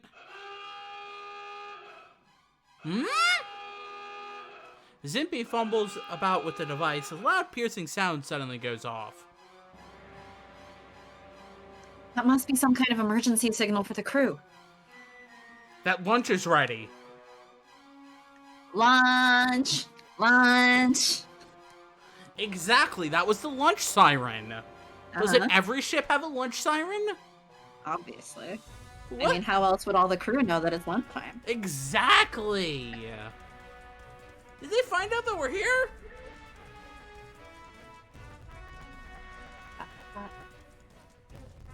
It probably couldn't have been avoided with an entrance that loud. Just as he says that, a large number of Twilight soldiers emerge from around the corner. There are 10 of them in this first group, more coming in from behind. Impey. Impey and I nod to each other, then we turn our backs to soldiers and begin running at top speed. Run away! What are we gonna do, Impey? What we're doing right now, run! We don't have much choice. We gotta make a change in plans. So what do we do now? We'll take the gravity alleviator. Just as Impey grins, a group of Twilight soldiers appears directly ahead of us. Out of my way! Impey avoids a sword thrust and jumps. With an elegant double spin kick, he kicks two of the soldiers aside. It all happens in a matter of seconds. His moves are incredibly fast.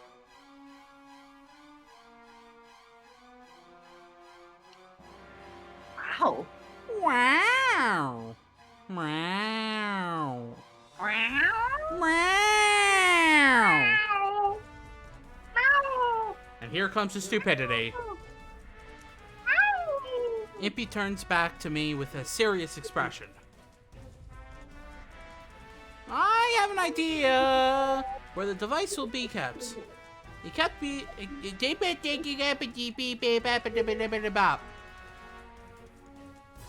It really is just my presence that makes you scat and flub this much, huh? Yes, it is. It's just us being on the call together. I swear, if you're on the other stream, I swear, my brain will stop working. I mean, not like it works normally. And no, we're not going to test that. So it's because together combined, we have one brain cell. I've taken away all of your other brain cells. That's the thing. Oh, so when I'm streaming solo, like, my brain cell starts working again? You have multiple brain cells, maybe. I don't know. Maybe. According to you. No. I said brain cell starts working.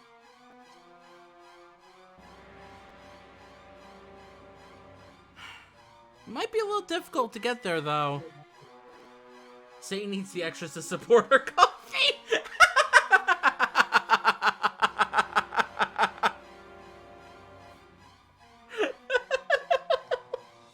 You're so tired when we stream. You just siphon off my brain cells. Like, isn't the coffee supposed to support the brain cell? You Not the drink other way around? You drink coffee and then immediately take a nap. Yes. So it needs to be the opposite. I For drank you. Vietnamese coffee yesterday at like 11:30. And you fell And I asleep was still really tired. Yeah. Do you have anything that can help us with our trip there? So yes, you siphon off the brain cells in order to support your coffee. You make the coffee sound like a parasite. Are you saying that if I didn't have coffee, that we would have more brain cells available to us? It's like venom. Are you trying to say that if I did not have my coffee, there would be more brain cells available to us? Maybe! Nah. Because I usually only have coffee for these Sunday streams. Explain the rest of the time. You have coffee at some other points during the day. You want me to try a stream with 0 coffee day? That would be hilarious. Oh, that'd be horrifying. It'd be hilarious. It'd be horrifying. Why not both? Probably both. Sure. I mean, I assume chat would have a blast with that. You might not, but chat would. Would they? I'll just fall asleep. You think I haven't almost fallen asleep during a stream before? Okay, so if I fall asleep and become non-functional because there's no coffee, then you'll have all the brain cells, I guess. I guess that's the logic here. No, this isn't a Prof Sharky stream. I don't need all the brain cells. Well, that's what you're proposing.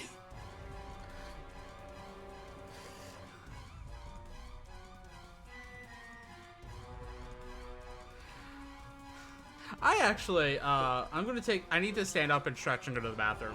So, Alright, stretch break. Stretch break. I'll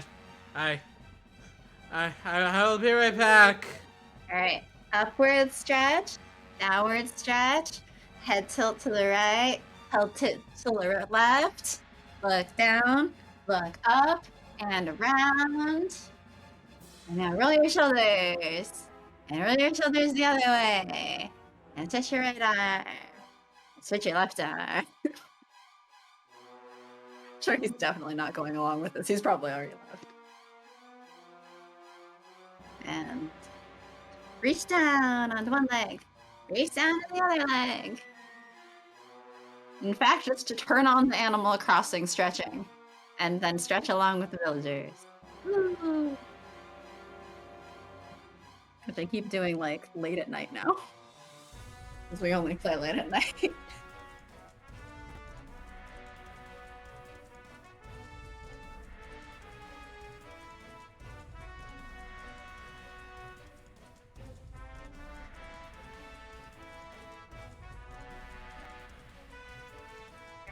Music to stretch to. Woo!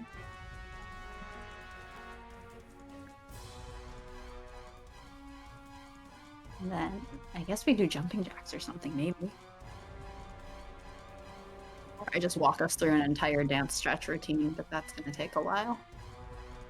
And I don't have enough space in there for that.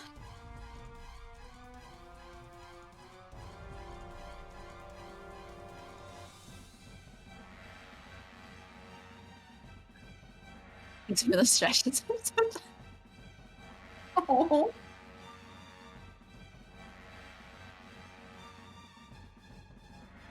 Like, wait, okay, what time is it for you? Like, morning time? I think it's morning time for you.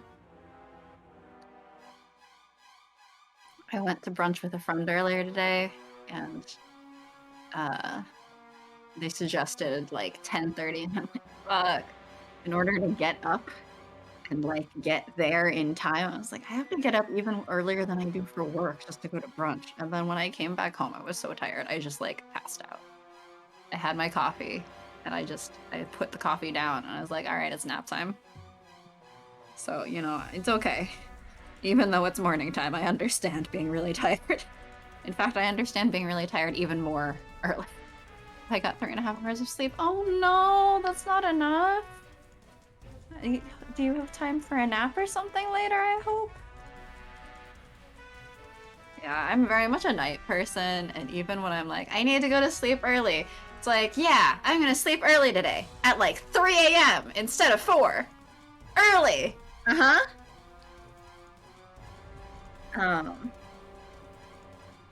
And I'm always sleep deprived. A little later, waiting on a package. That's good. What package? I hope it's something fun. And I hope you get a good nap afterwards. Okay, now let's break into conversation so I can say a thing. Yeah. I was going to say, what happened while I was gone? But then that entire conversation happened, so I'm like, okay, I'll shut up for a little bit.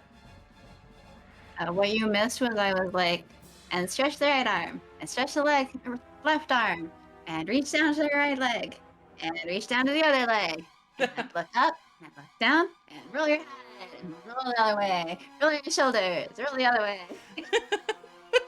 I just watched through a bunch of stretches that I don't actually have space to do in my own room.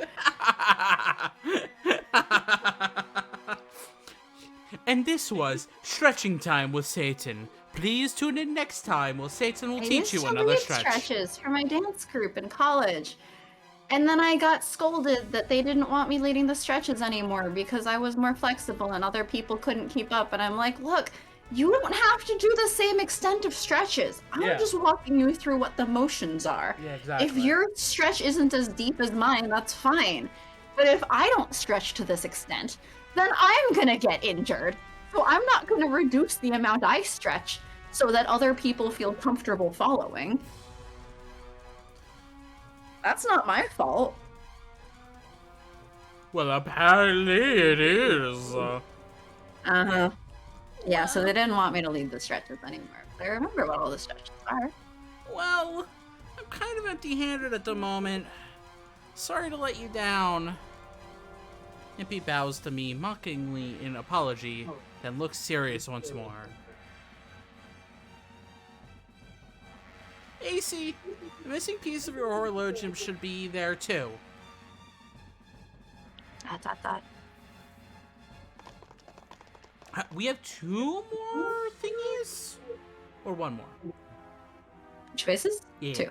Okay. I give him a nod and continue running. I'm just like, where would the choices be? How much is left? It is the finale. It's decently long, I think. I just hope I can keep going a little while longer. I hope against all odds. We're at the 2-hour mark, and This is Hatsuful all over again. oh, this is why it was like, we'll finish, maybe. I don't know how much... So I think at this point, I don't know that there's much else of a good stopping point. But this is why I was like, will we do the normal route as well this time? Or will we just go for the good end and save normal for the beginning of next time? Or do you want to do normal this time and save the good end for next time?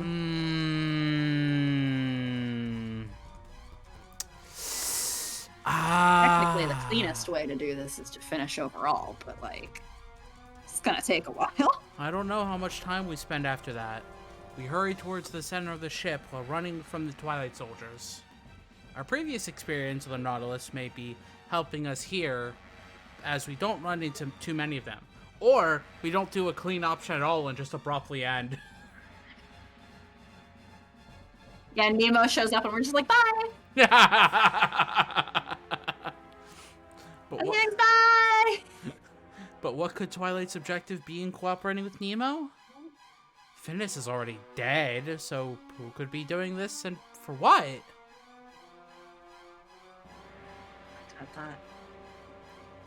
No, I guess it's no use thinking about it now. I shake my head at the thought, but just that small action causes me to get dizzy and I stagger. Shaking your head? Oh no! That's too much. Ugh. My condition... I mean, when you're dying. Well, a little death shouldn't stop you. You're suffering from heart failure. Yes. I see you have a small case of death coming. Uh-huh. My condition is worsening at an alarming rate. It feels like the heat is gradually leaving my body. I can tell myself that my blood is not flowing evenly throughout my body. I know you must be hurting, but just hold on, we're almost there. I hear a distant explosion and the ground shakes subtly. There must still be an intense battle going on outside. And just as Impey said, we're approaching the center of the fortress. I feel an overwhelming sense of pressure when I enter the room. This is the final boss. Roll initiative. It's a large dome-like space. Am I wrong? I didn't say anything. In their center of the room sits a huge cylindrical device stretching from the floor to the ceiling. I feel like the further we get into this route, the more typos there are. Oh yeah. Oh yeah. Also, roll initiative. Dang it, I got a 4. Guess I'm going last. Well, we're fucked. A complicated maze of machines is attached to the device, making it look like a giant spider in its web. There is a light floating in the center of this machine. Could it be... The horologium? Yeah. That shard of the horologium piece is powering this entire gigantic machine.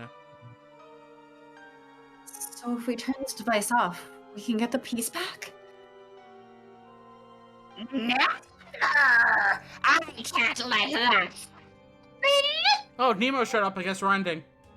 Okay, thanks everyone, bye! Joking. No, we're still here. Don't leave! Suddenly, an all too familiar voice echoes around us, followed by a thunderous, slow clap. Me impressed. Congratulations on getting this far. This literally sounds like a speech that a Final Fantasy villain gives right before the final boss. Uh-huh. Wait, is Nemo not a Final Fantasy villain? Nemo is chaos. I mean, have you met the guy? We turn around and I despair at the sight below us. I feel like he's more chaotic than chaos. There stands Nemo, with a crowd of Twilight troops standing behind him. You are a worthy rival. Impey Barbicane.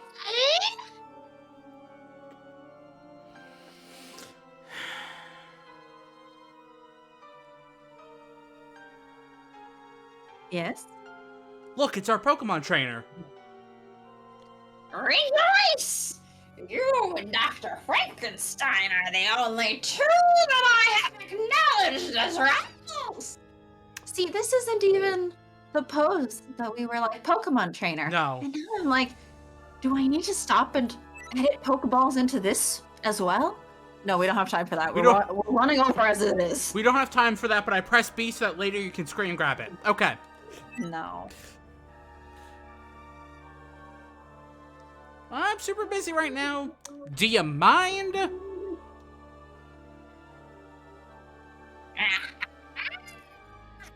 Not so fast. You have to battle me to a Pokemon battle. This was the pose. Yeah. I can't have you destroying this work of art so easily. Go Electrode. Use Explosion. Wait, what? Impey glares at Nemo as he inches closer to the device. However, Nemo sees him and chuckles. Someone as smart as you would probably go after the gravity alleviator's weak spot. For example, by causing a powerful magnetic force that would disrupt the device. I like how he's saying this with his tongue out. Another part, and then perhaps launching the Nautilus right off the planet. Dot, dot, dot.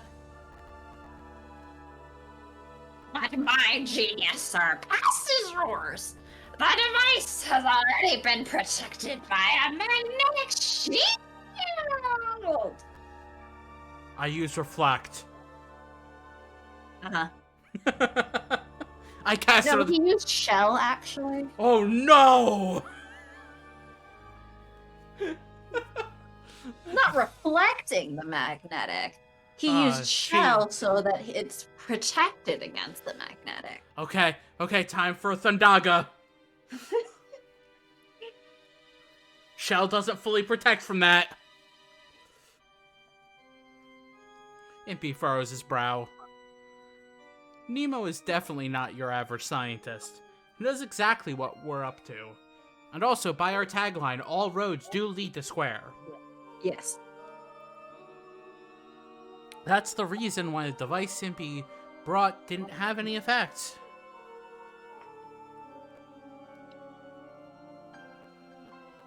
I'm giving you one chance to surrender. What's it going to be? No for 2,000, Alex.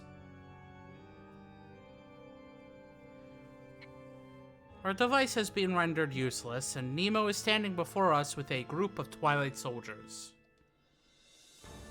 I feel fear beginning to creep into my mind. I can't hear this music and not think, like, start a final fight.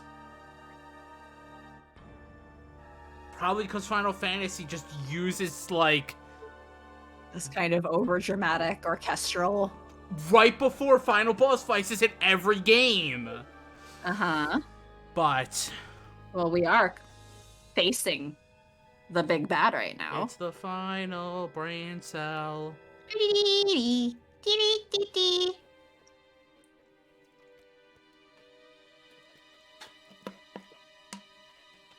For some reason, Impey wears a confident smile. Impey, are you going to fight him?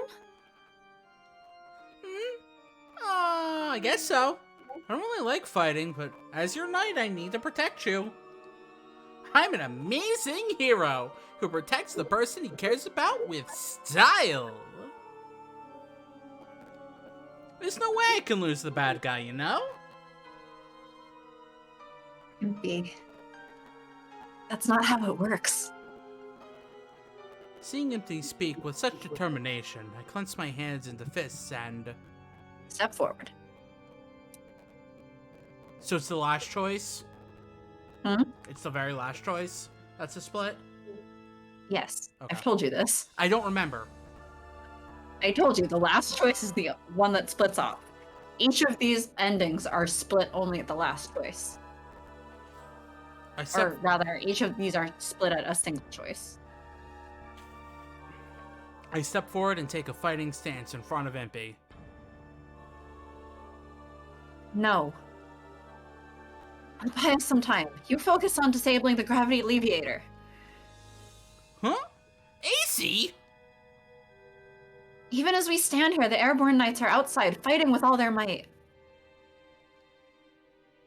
The longer that device keeps working, the more casualties there will be. ... Impey's eyes are open wide, and I smile at him lightly. I told you before. I'm going to protect you too.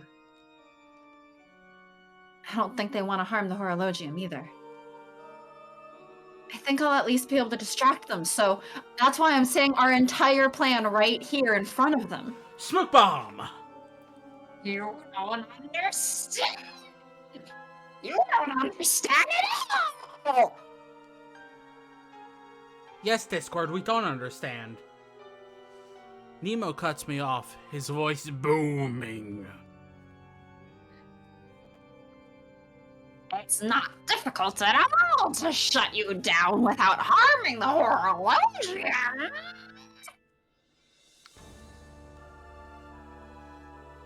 And to top it off, no matter how tough you talk, you're completely outnumbered.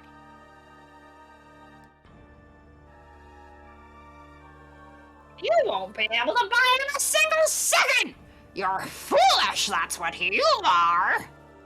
I think this just bought him like 10 seconds. Mm-hmm. I already know all this. But I still have one of Lupin's smoke bombs and one of Victor's flash bombs. I was joking when I said smoke bomb! I can distract them, at least a little. I continue to glare at Nemo when Impey pats me on the shoulder. AC, you said something similar before.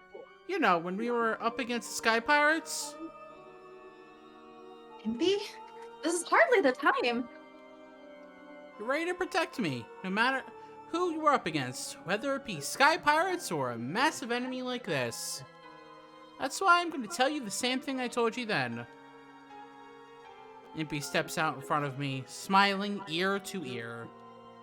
That's what I love about you so much!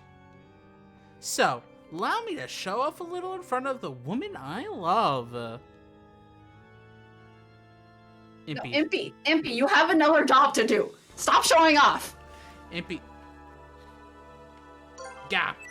Impey silently glares at Nemo.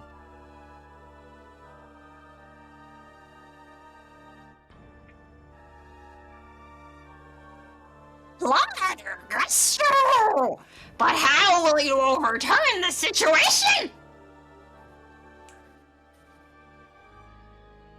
Nemo signals with his hand, and all the Twilight Soldiers draw their swords. Okay, now we roll initiative. And cut. Bye. Roll initiative and goodbye. Man, that's I hate when that happens.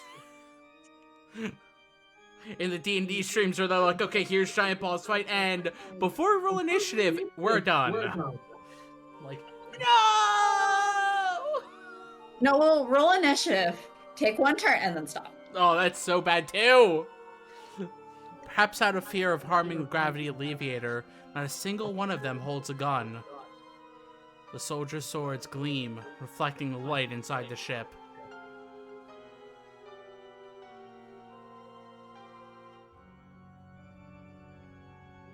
Ah!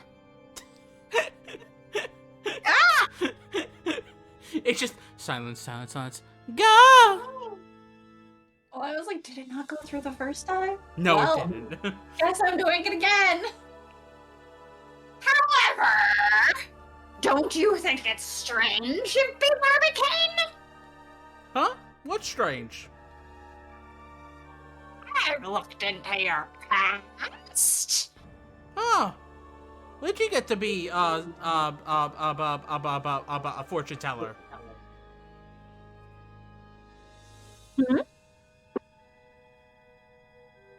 Your circumstances are very similar to mine.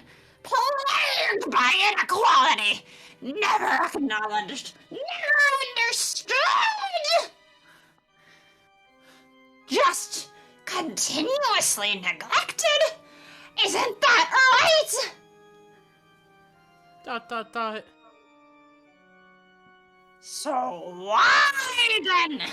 You have the same past as me. You have as brilliant as mine. Why is it that you can't understand what I say? Maybe because you go, Nemo! I guess you're right. Our circumstances are pretty similar. Dot, dot, dot. Impey closes his eyes and falls silent.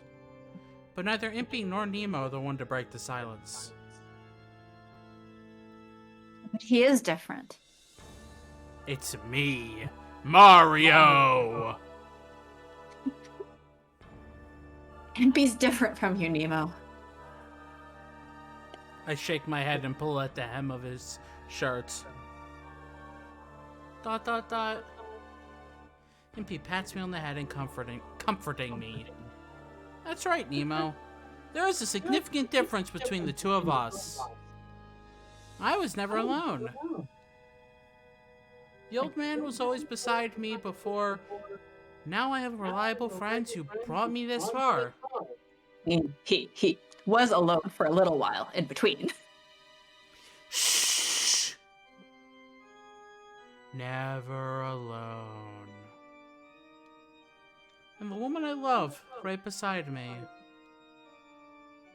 He grips my hand tight, then turns to face Nemo. His eyes carry a hint of pity as he stares at Nemo. That's what sets us apart, Nemo.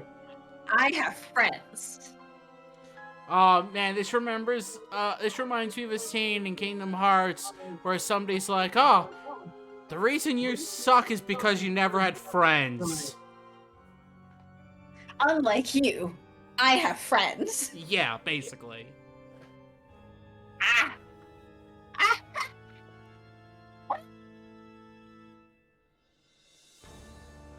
Discord. Always sucking. You're right! That definitely sets us apart! I have no friends! A genius is forced to live in absolute alienation! A seeker of solitude who is misunderstood by those so far behind him! You can't be a genius! You have friends!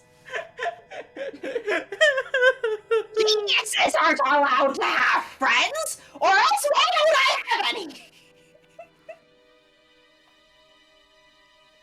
The very fact that you have anyone who understands you means that you are merely a mediocrity! Oh, jeez. My ears. What, Discord allowed that? Yeah, Discord allowed all of that. Great. Like, I'm already sitting as far back from my mic as I can. I'm sorry. No, I understand. It's just Nemo is Nemo. Yeah, I'm just like, oh, jeez. Fine then. I guess that just means that you're about to lose the work of a mediocre man. Impey takes a small cylindrical little object out of his pocket and points it towards Nemo. It's a magnetic generator that didn't work earlier, but now there seems to be some new part added to it. You still intend to resist? How foolish of you! If you're a scientist, you should know. All it takes to overthrow what is it known as established knowledge is a single successful breakthrough. With a confident smile, he presses the button on the device in his hand.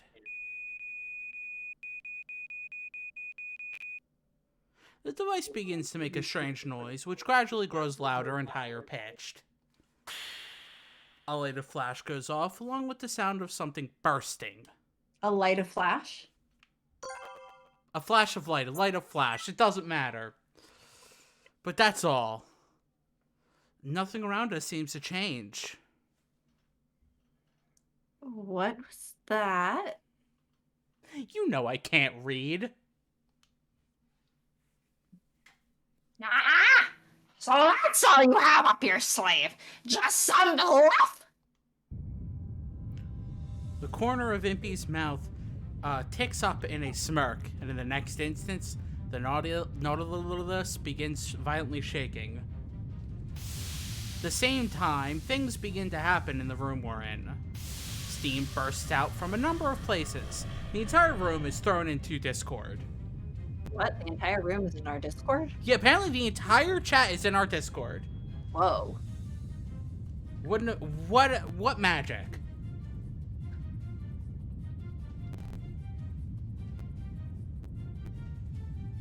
I hate how sometimes when I press A to advance it, it doesn't advance it. See, usually when I play these games, I'm just going through on my own. So I just put it on auto with the voices on.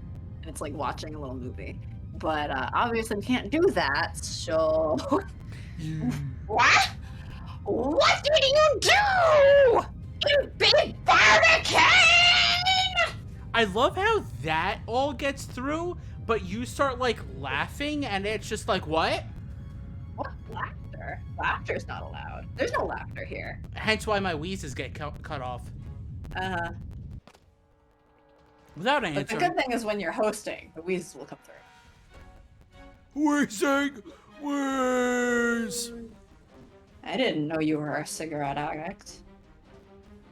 Oh, you know, I just need to get my cigarettes. Without answering, Impey leaps, kicking off the wall and jumping forward. He plunges right into the center of the soldiers, who are in a surprised panic. For a second, I thought that red picnic. What? A surprise panic at the disco?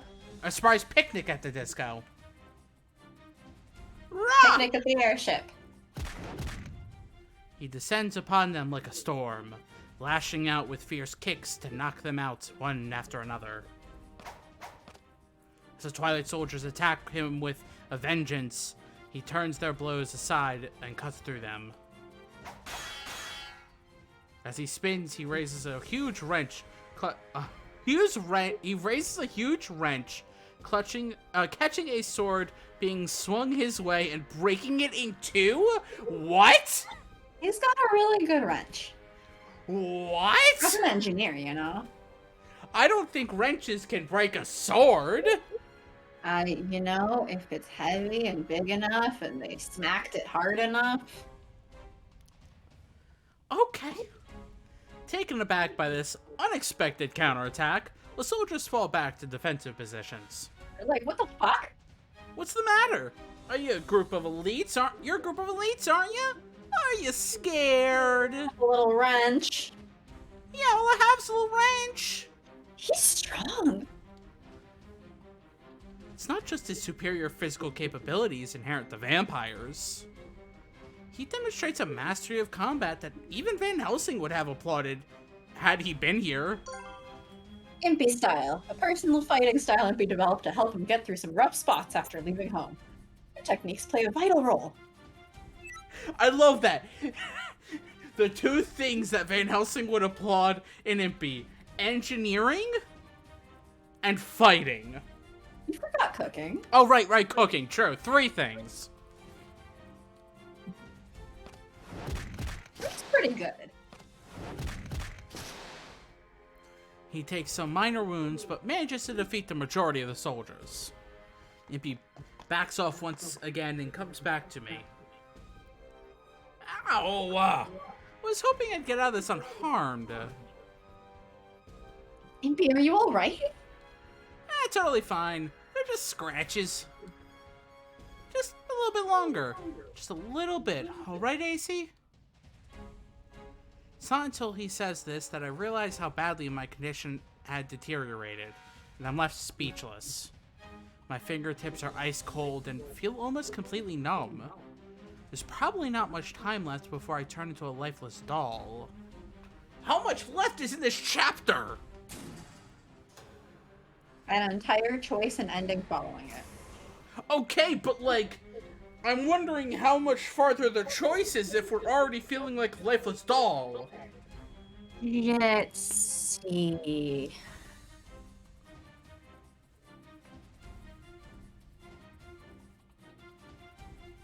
I think it's soonish. Okay, Like so ish. only a 5-hour stream. It's how to fall all over again, right? Yeah, it's all full all over again. This shaking? Could the Nautilus be ascending? Ah, it's taking the stairway to heaven instead of the highway to hell. What, the airship to heaven? Yeah, the airship to heaven. Or the good place, whichever. Nemo cradles his head, looking stunned. Are you saying you took the limiter off the gravity eliminator? That's insane! How did you do it? Huh? Finally came through, huh? Mr. Impey's original magnetic generator. Impossible! Impossible! Impossible! Impossible! Oh my Oh god, my lord. voice is dying. Yeah. Oh, Nemo, why are you like this? It isn't possible to generate a magnetic field that powerful using a device that small. Or is that device another masterwork that surpasses the current boundaries of science? Nope. This is just the switch. The actual device has been scattered all over the Nautilus. Oh, so is that what? Yup. The modified cannon shot that hit the Nautilus, that was the actual device. No! That's That's actually really intelligent. Well, yes, he is a genius engineer. Huh. Yup. Nautilus will fall into the sky. You've lost the battle, Nemo. Nemo opens his eyes wide and falls to his knees as if hit by lightning. But my power. My dreams. Fall? They're going to fall? Actually, they're gonna ascend. I won't. I won't allow you! Impey Barbecue! well, look. It's falling upwards. Falling up, like the band? Is that a band? Like the band. Huh. I know falling in reverse, I think is a band as well. He snaps back to his feet and screams to the remaining soldiers, his eyes bloodshot. Don't worry about me, peace! Use your guns! Shoot them! Kill!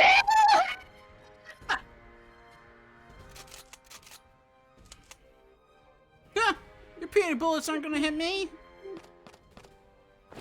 Impey dashes towards the soldier, faster than a speeding bullet.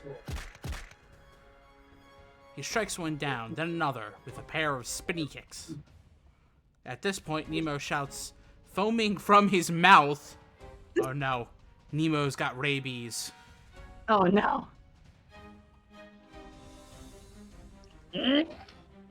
The rabies found him before we did. At this point, I'm gonna be like, all right, pause. I need to go heat up some hot water and get some like honey tea. Do we want to take a small break again? Yeah. Okay. Because I need something to help my throat recover, and honey will help. But Okay. like, we gotta take a break while I heat up the water for it. Okay, let's take a 5-minute break. Sure. Go. I think 5 minutes might be enough. I'll actually use the be right back screen this time, Whoa. since I'll You're probably not gonna entertain the audience like I did? I also need to get up and stretch again. My body's like. I I've been Maybe trying. you could stretch more often. Okay, be right back.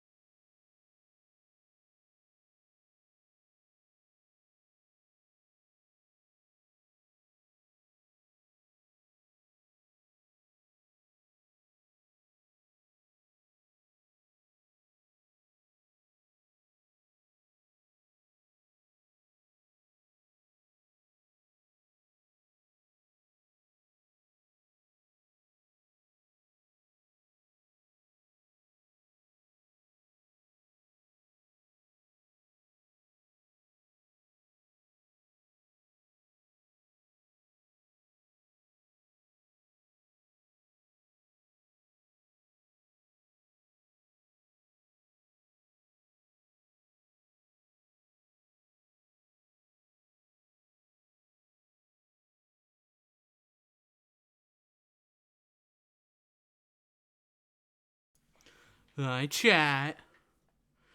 Hope you've been having fun.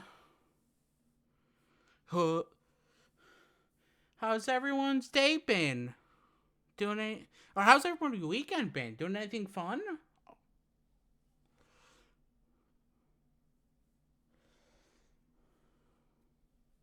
Or week, or in case of Malik.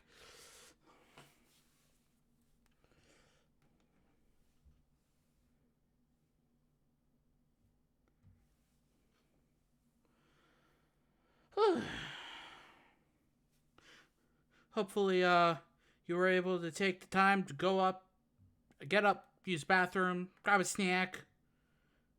If you have any medicine you need to take. Ooh, been good catching up on Arceus on my day off. Nice!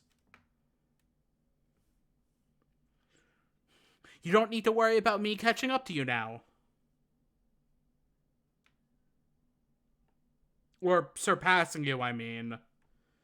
Unless you haven't done any story.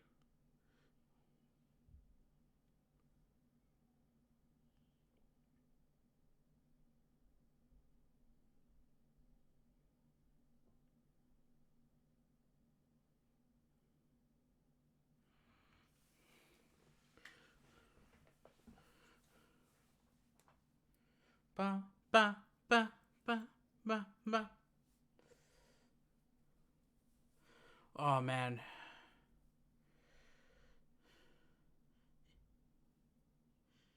It has been an interesting run so far. I hope everyone's been enjoying it.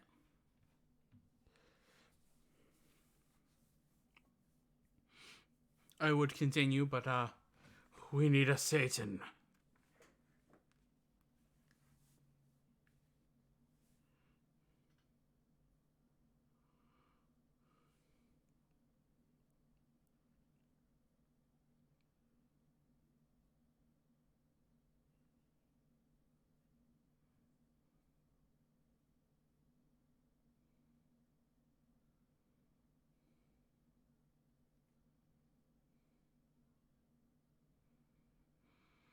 Whew.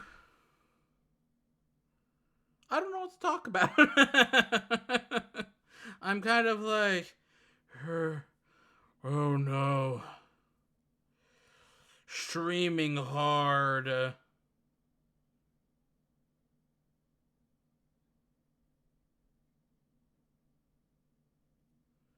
How does one stream for like 6 hours and still know things to say, conversations to bring up, and what to do? How do people do this?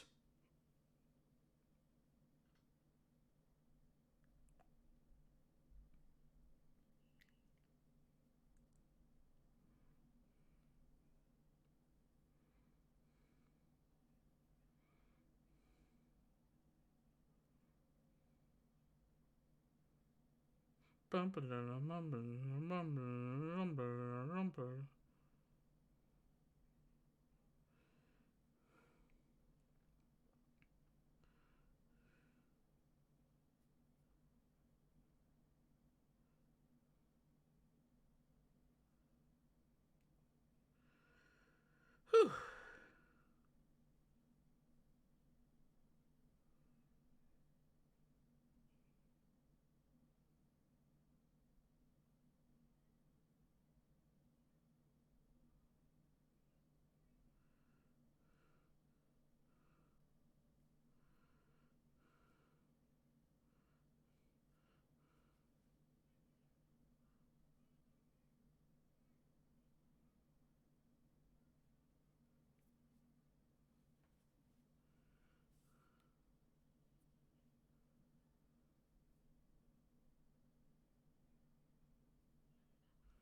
Well, I'm back.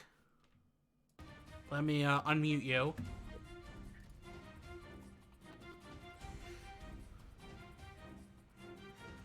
Was the hot water and tea good?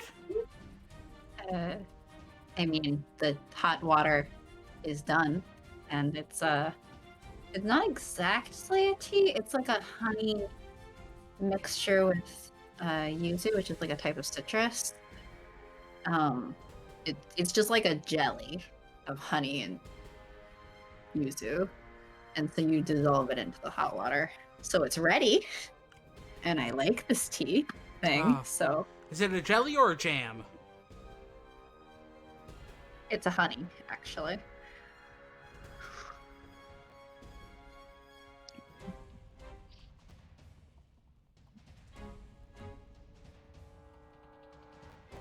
Well, I don't know if you read this line or not. I did. Okay. Don't make me read Nemo lines all over again. Well, no, I legitimately did not know if you read it or not. The girl with the religion! Target her! Target acquired. Firing my laser. Sharky beam? Sharky beam cannon! Oh, it's a beam and a cannon. Yes, the beam and a cannon. The soldier's gun suddenly turned towards me. I try to jump to the side, but my limbs are as stiff as lead by now. Yeah. I can't avoid them. I hear the sound of gunfire. But the bullets that are meant for me hit Impey instead, who is now standing in front of me, shielding me. Gah!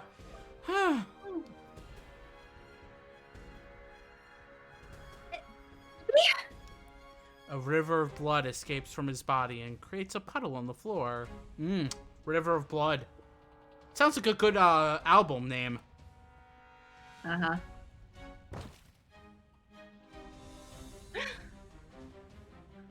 He tries to reach back and embrace me, but Nemo approaches and grabs me by my shoulder.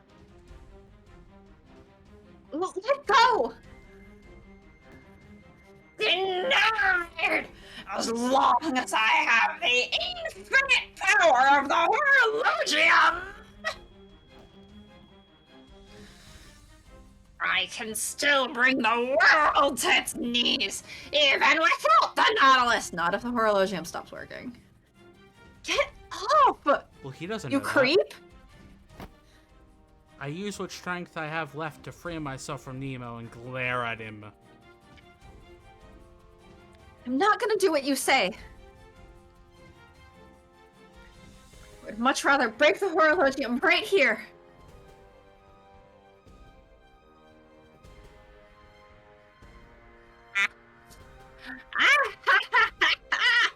That sounds good, too.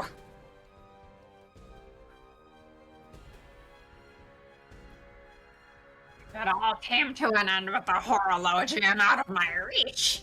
I wouldn't mind. He's not bluffing. It's clear from his face that the man is serious. And arranged. But yes.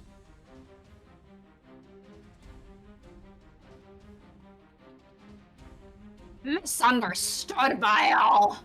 Living a life of isolation. That sounds like part of that sounds like a personal choice.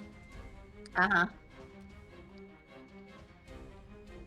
The power I finally achieved to make the world bow to me is being taken away as well. Why? Why did it happen? Nemo curses and rails at the world. I don't think he cursed there. Tears of... Is that better? Is that better? That's curse now.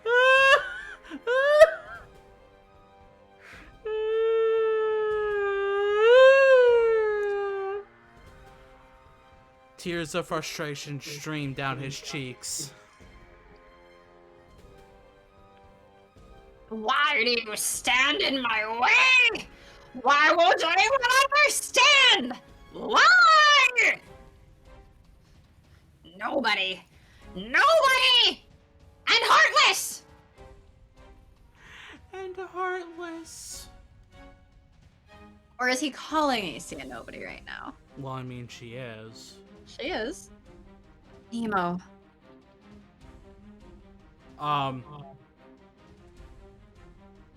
Do voice who dis. I would... I don't know. I don't remember. I'm inclined to say Impey, but that wouldn't make sense why it's question marks. Yeah, that wouldn't make sense why it's question marks. I don't know. Read it as Impey anyway. Why? The answer's obvious. Oh. It is Impey! Impey! How? They weren't silver bullets. That's werewolves. I don't care. They weren't wooden stakes? Is that better? No! Impossible! How can you still be speaking after being shot so many times? I'm wearing a custom bulletproof vest that I made for Lupin. That red stuff? Yeah, that was all fake blood. I mean, it still hurt like. Hell. Impey turns around and slowly starts walking towards Nemo. It pretty much sounds like you were just lonely. All this talk about overwhelming power.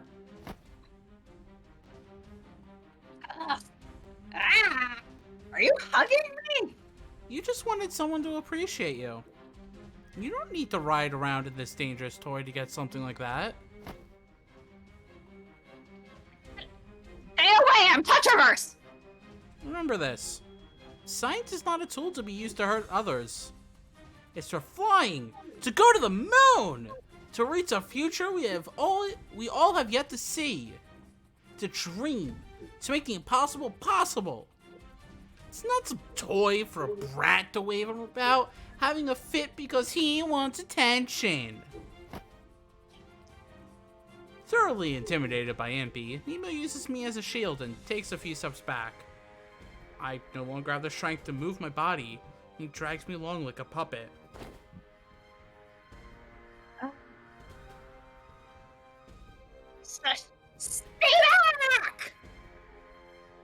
Get your filthy hands off her! I'm the only one allowed to touch her. Okay, jealous boyfriend. Very jealous boyfriend. Ah! I've been hiding a bomb this whole time! You don't want me to set it off, do you? Impey splashes through the puddle of fake blood he made and starts running. He takes down the few remaining Twilight soldiers in his way. Stay back! He tries to scamper away using all his strength to throw the bomb he's holding at Impey. Me.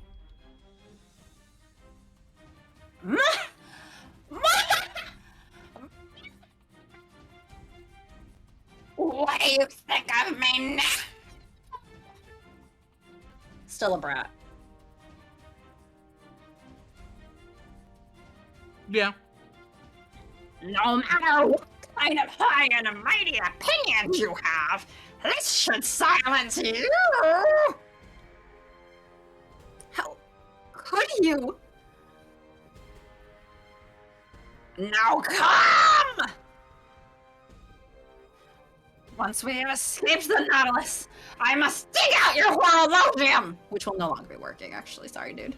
I said... I hear him cut Nemo off, then leaps off the floor from the other side of the flames from the explosion. Don't you touch her! The man I love dashes through the flames and the smoke. With your filthy hands! Make sure to wash your hands first.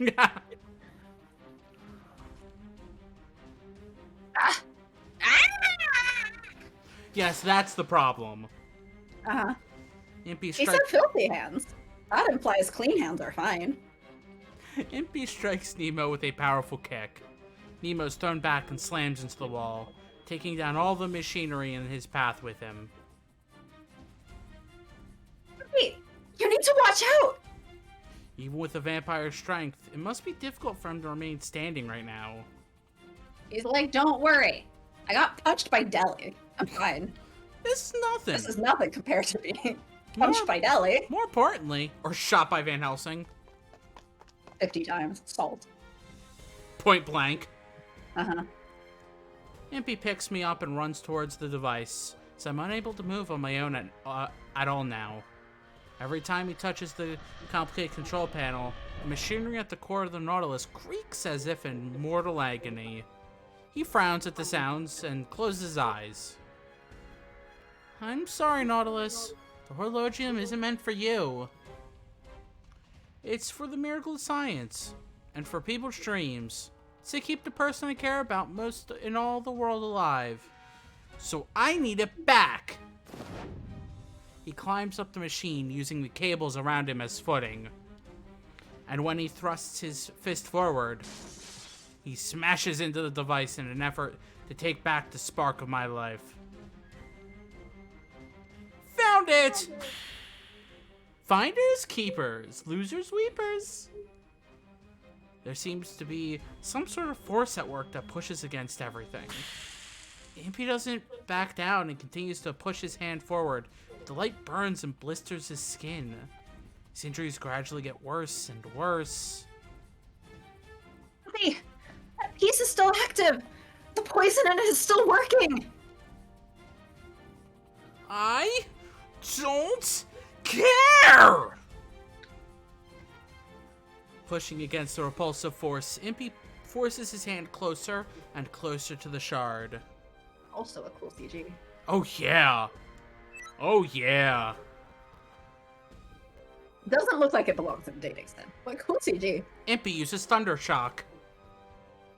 No, Impey's suffering from Thundershock right now. Ah! Impey's Ash Ketchum, got it. Shard uses Thundershock. It's super effective.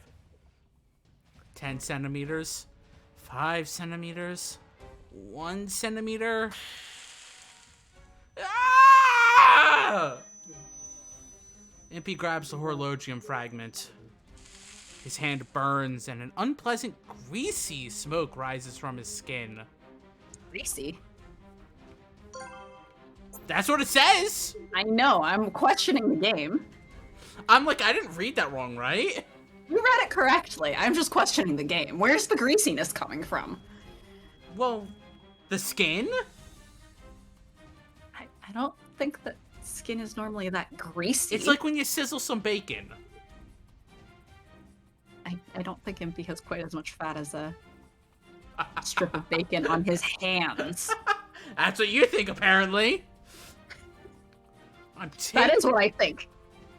I'm taking this back. It belongs to my girlfriend. Impey kicks at the machine's exterior, pushing himself away from the device.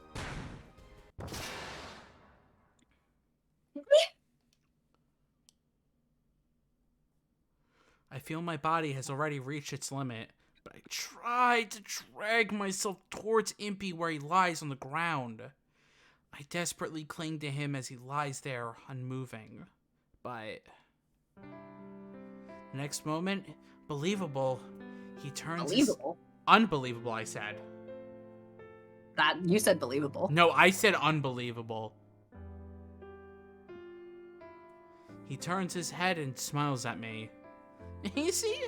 This is a present for me. The horologium in my chest and the shard in Impey's hand emit the same subtle glow. Impey stretches his hand forward or towards me as if presenting me with a flower. I accept his gift, carefully guide his hand to my chest.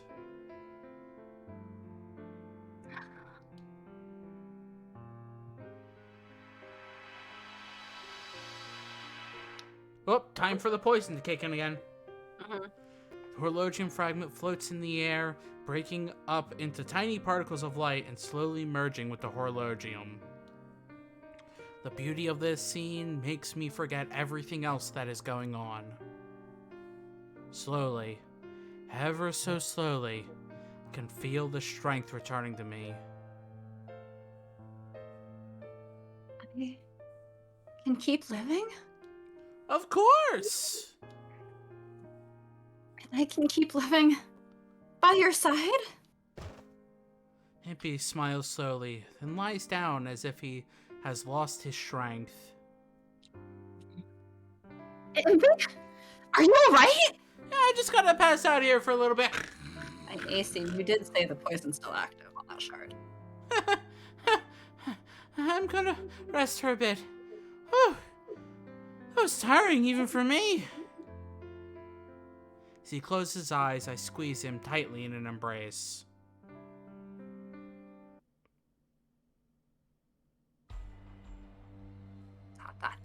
Well, you know Nemo's still here. He sees Impey embracing AC out of the corner of his eye. Nemo breathes heavily as he quietly raises himself from the floor. Nemo's like, how dare you have a girlfriend?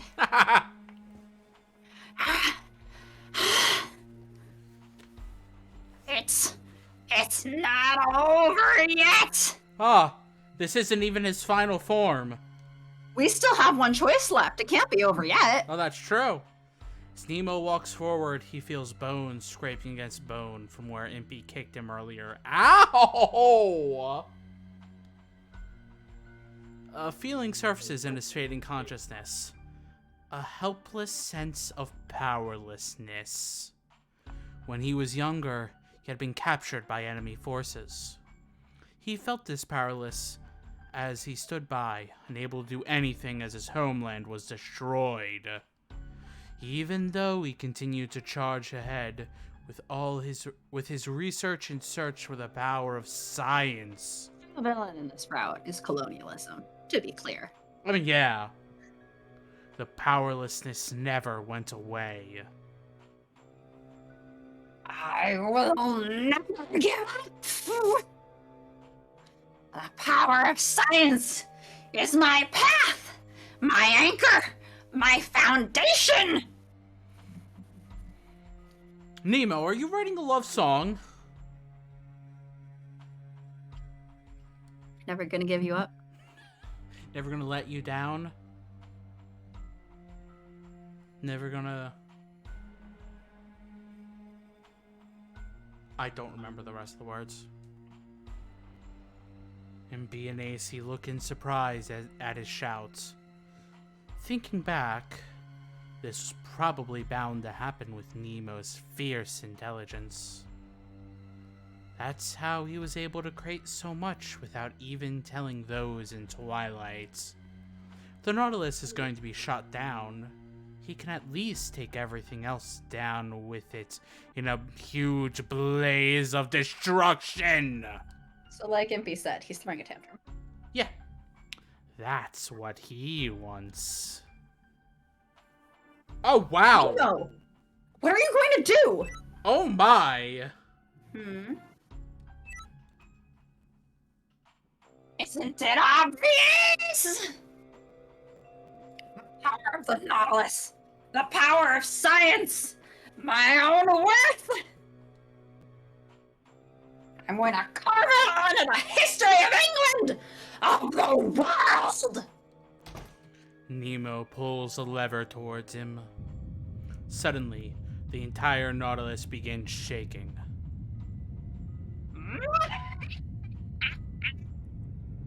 Destruction.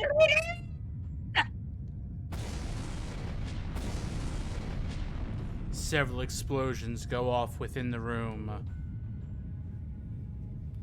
Did you just set the Nautilus to self-destruct? Ah! Now Electro uses self-destruct. Yeah, the electrobes that were scattered around the Nautilus use self-destruct. That's right! I destroyed the device!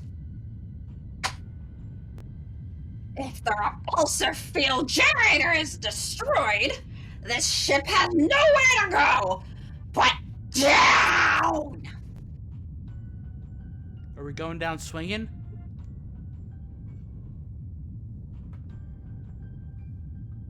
Down. Should go an earlier round? Yeah. Yes! Straight towards Buckingham Palace! How could you? Do you enjoy talking with yourself? You just did, by pulling a lever. Do you enjoy talking to yourself? Huh? I said, are you having fun talking to yourself? No. Mostly because Nemo's involved. The fortress lurches I'm halfway through my inside. teeth. Oh, jeez. Nemo loses his balance and falls to the floor.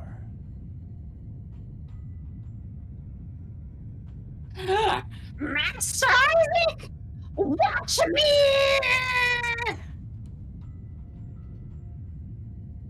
I have obtained a force more powerful than ever before!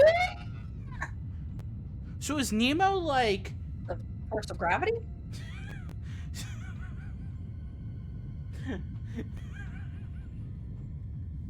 That's what he's using here. Tears stream down Nemo's face. Sorry, were you about to ask a serious question? No, I wasn't. I was actually about to say, Nemo's like the leader in a Pokemon gang right after that loses after trying to get the legendary Pokemon, being like, no, I had this ultimate power. What happened? Wait, so is he a Pokemon boss or a Final Fantasy boss? Both. Final Fantasy boss who uses Pokemon. Oh dear. Now I want to see fan art of that. I'm just thinking of Final Fantasy X, where you have to like give up all your aeons. Oh no! That's so sad. Up until now, Nemo has poured his life into a variety of experiments. Wouldn't that be the closest thing though? Kind of, yeah, it would be. He mobilized the Nautilus and threatened all of Britain. However, there is still a cold feeling that remains unsatisfied within him. He has never, ever felt fulfilled. Because he has no friends.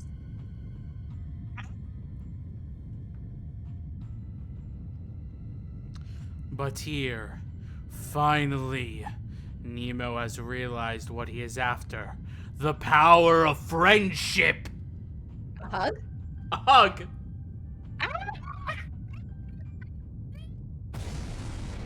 Another explosion, bigger than any of the others, goes off overhead. He looks upwards and sees a huge piece of debris falling directly towards him. To him, it looks like a sign sent to him from the heavens. He smiles to himself. His last words that cross his mind.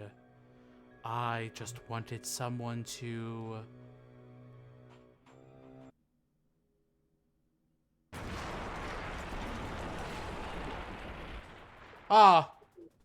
Enter song Somebody to Love. No. He wanted somebody to love him. Yeah, true. He wanted to be the person to love. He wanted to be the somebody to love. Yeah, true. We had to bring that Singer and Nemo together. Oh wow. That's what we really needed. Okay. We don't have to do I had a thought, but it's gone now. You don't have to do Nemo's voice anymore. I don't. At least. Congratulations. Yeah, the damage has already been done for today.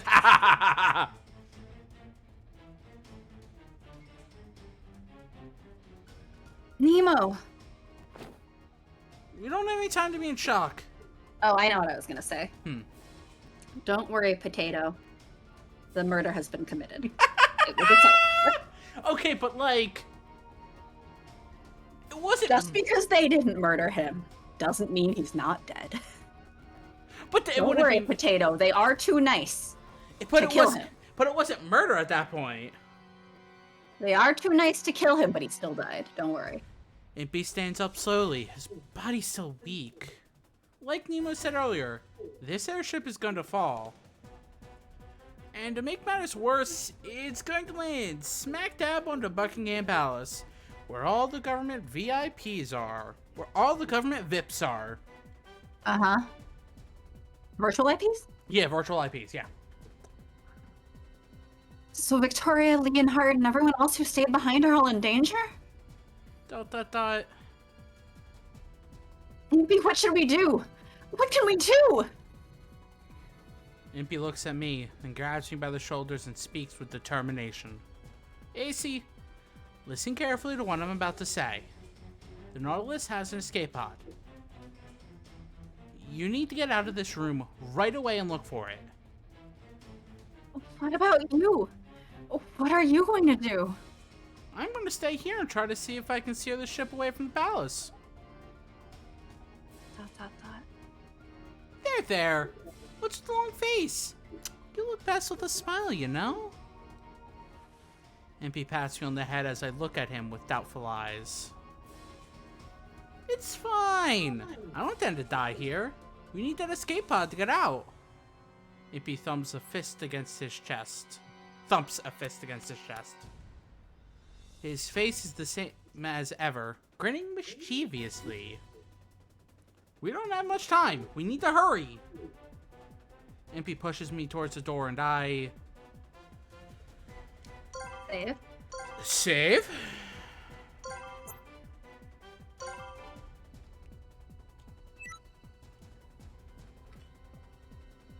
Which one do you think brings to the normal end?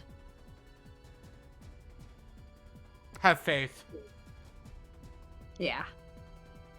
I figured stay with him is the good end. Well, it's 3 hours, so I guess we'll probably finish by 4. Even if we, well... Yeah, maybe we'll finish by the 4th hour. If we do. Ending. Okay. Or maybe it'll end up a 5-hour stream again, you know? What do you prefer? Let's go. Both endings. Let's go.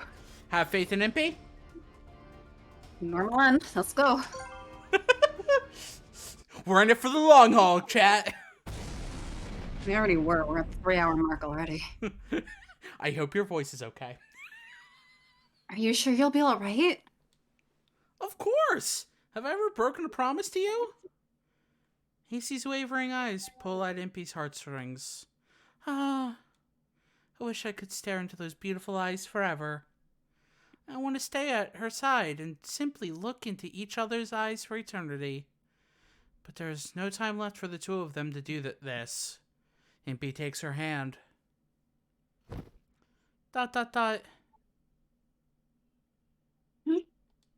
He gently pulls her forward and places his lips against her. The short kiss contains 100 years worth of love, the hint of a lie. Impy! What? Do you want me to do it again? Well, we'll pick up where we left off once we've escaped. Impey laughs jokingly, then gently pushes her back. Go on, AC. Poison again.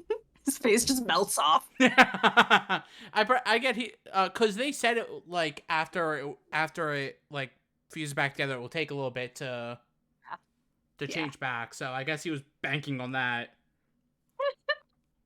Go on, AC. Besides, if he's not planning to make it out of here. Yeah.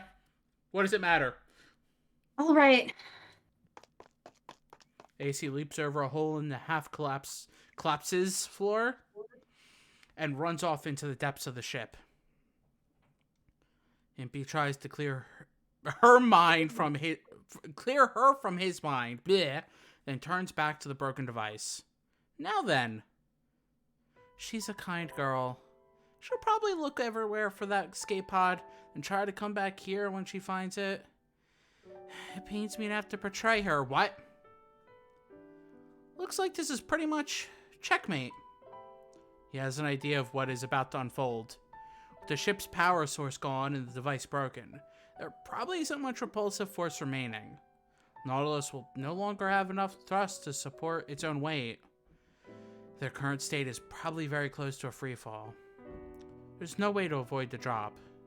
It's up to him to minimize the damage. Right. No use feeling sorry for myself. This is my time to shine. Impey begins to work at the airship's control panel and is gradually able to adjust the ship's course slightly. There's no way to avoid crashing this thing into London. The city should be mostly deserted now, thanks to the repeated evacuation advisories. But if something of the mass were to crash into the city and set it ablaze, it would no longer be habitable. Then, it's the Thames River.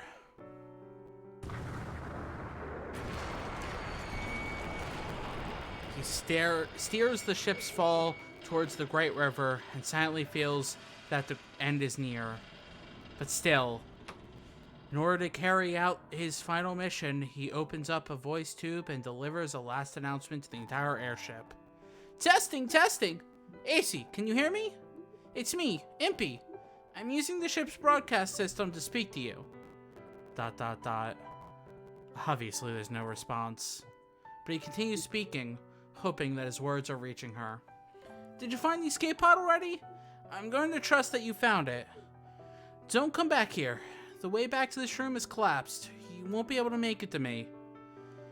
And there isn't much time until the Nautilus crashes, so... You need to go. ... There's a moment's silence. I wonder if she's surprised. Is she sad? Or mad? Impey opens his mouth to speak as he thinks about his beloved AC. Don't worry. I'll take care of myself. I'll be fine. I'll see you on the ground. He closes the voice tube. At the same time, Impey grimaces. Man, lying to my girlfriend. Oh, I'm such a creep. He looks over to the side. There's a heap of rubble. Impey walks over to it and quietly sits down, resting his back against it. I guess it's true what they say about genius dying too early. Don't you agree, Nemo? Nemo obviously doesn't answer. Instead, all that can be heard is the sound of the Nautilus breaking down as it dies in agonizing death. ...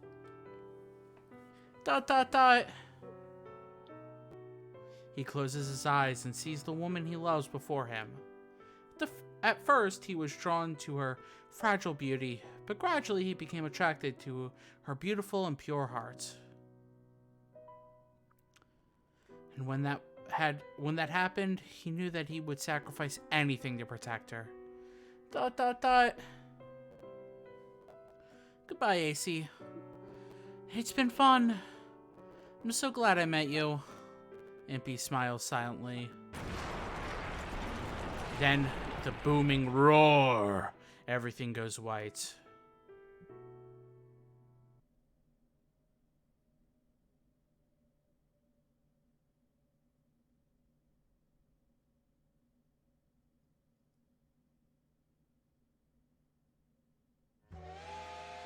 A huge locomotive enters the station, blowing out a gust of white steam. I squint my eyes and look at the train that I'm about to board. I guess it's time. Yes. Thank you for everything in this past year and a half in London. I say this in as official a manner I can as I bow, and look around at everyone who has come to see me off. Lupin, Van Helsing, Victor, Deli, and Cece too. Saint Germain left for France a year ago, so unfortunately he's not around today. These are my precious friends. It's difficult to believe that it's already been a year since that incident. Time really flies. Yes, really. Almost a year has passed since the Nautilus attack. The Nautilus crashed into the Thames River, causing great damage to London. It even changed the flow of the river. But because everyone had evacuated, there were no civilian deaths.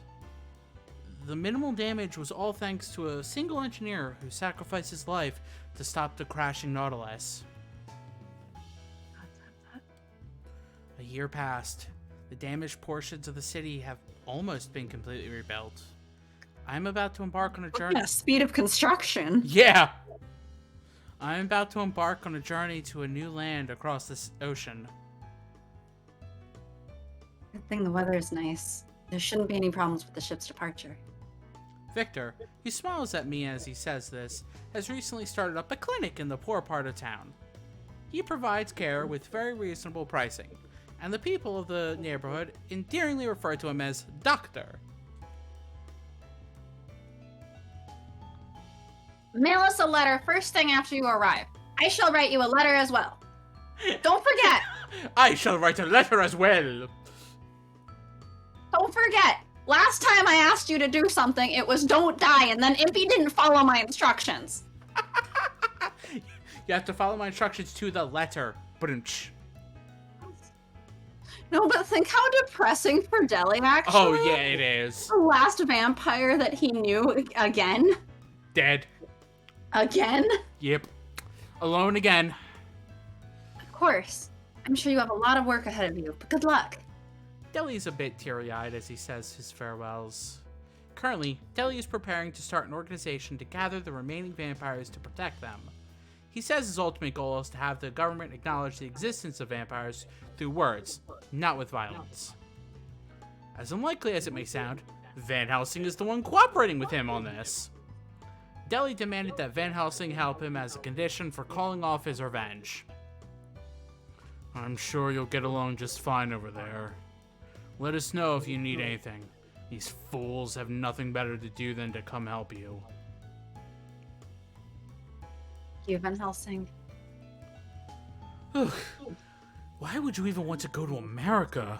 Can't you do this in Britain? Lupin is the last one to approach me.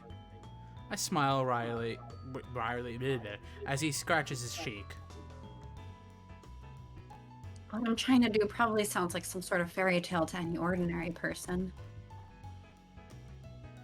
So it's very rare that I'd be able to find a sponsor to fund me. I can't let this opportunity go to waste. What the fuck is happening outside? There's suddenly like really intense bass or something.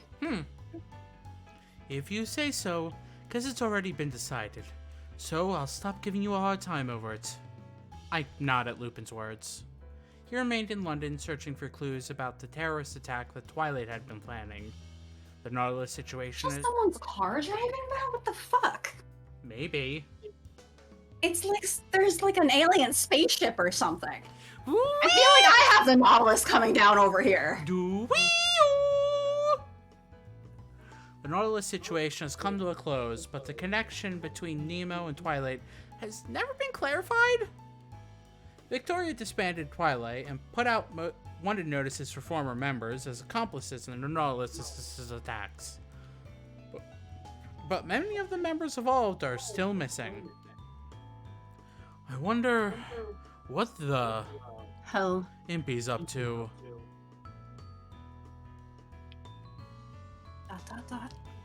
Hearing Lupin offhandedly mutter that to himself reminds me of that day. A year ago, after the Nautilus's crash into the Thames, searchers pulled out many dead bodies. But Impey was not among them. Impey is still missing. I can't bring myself to believe that he's dead.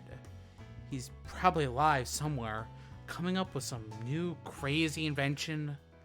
I can't help but think of this. The train will be departing in just a few moments. Passengers, please board as quickly as possible. It just reminds me of a quote from this show I was watching somewhat recently of oh, besides, you know that guy. He's him. Even if you kill him, he wouldn't die. Yeah. Even if you That sounds like Impey. Yeah, even if you kill him, he won't die. Yeah. Even if you killed him, he wouldn't be dead. Yeah. Well, everyone, I'm off. The bell sounds, cutting my thoughts short. I board the train. I reach my assigned seat and look out the window, seeing Lupin and the others waving to me.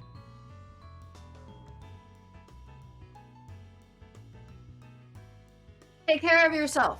Make sure you drink only clean water. I wish you the best of luck with your experiment. Don't come running back, all right? Right. I'll write you back. Go get him and make the Cannon Club name famous, for Impey's sake. I will. Thank you, everyone. All aboard! The train is departing! Sound of the steam whistle. Excuse me, she's not in America yet. Sound of the steam whistle fills the platform as the train pulls out. I lean out the window and wave to the others as the distance between us grows. Now, off to the new world. America. As a member of the Cannon Club, I'm carrying out Impey's wishes. And I'm going to America to conduct a large-scale experiment in reaching the moon. I believe that Impey is watching over me, somehow, somewhere. No, he's definitely not dead. Time to go. I'm going to continue Impey's flight to show the world how wonderful science can be. I nod to myself and look out at the sky beyond the window. It's a nice day today. A perfect day to start something new.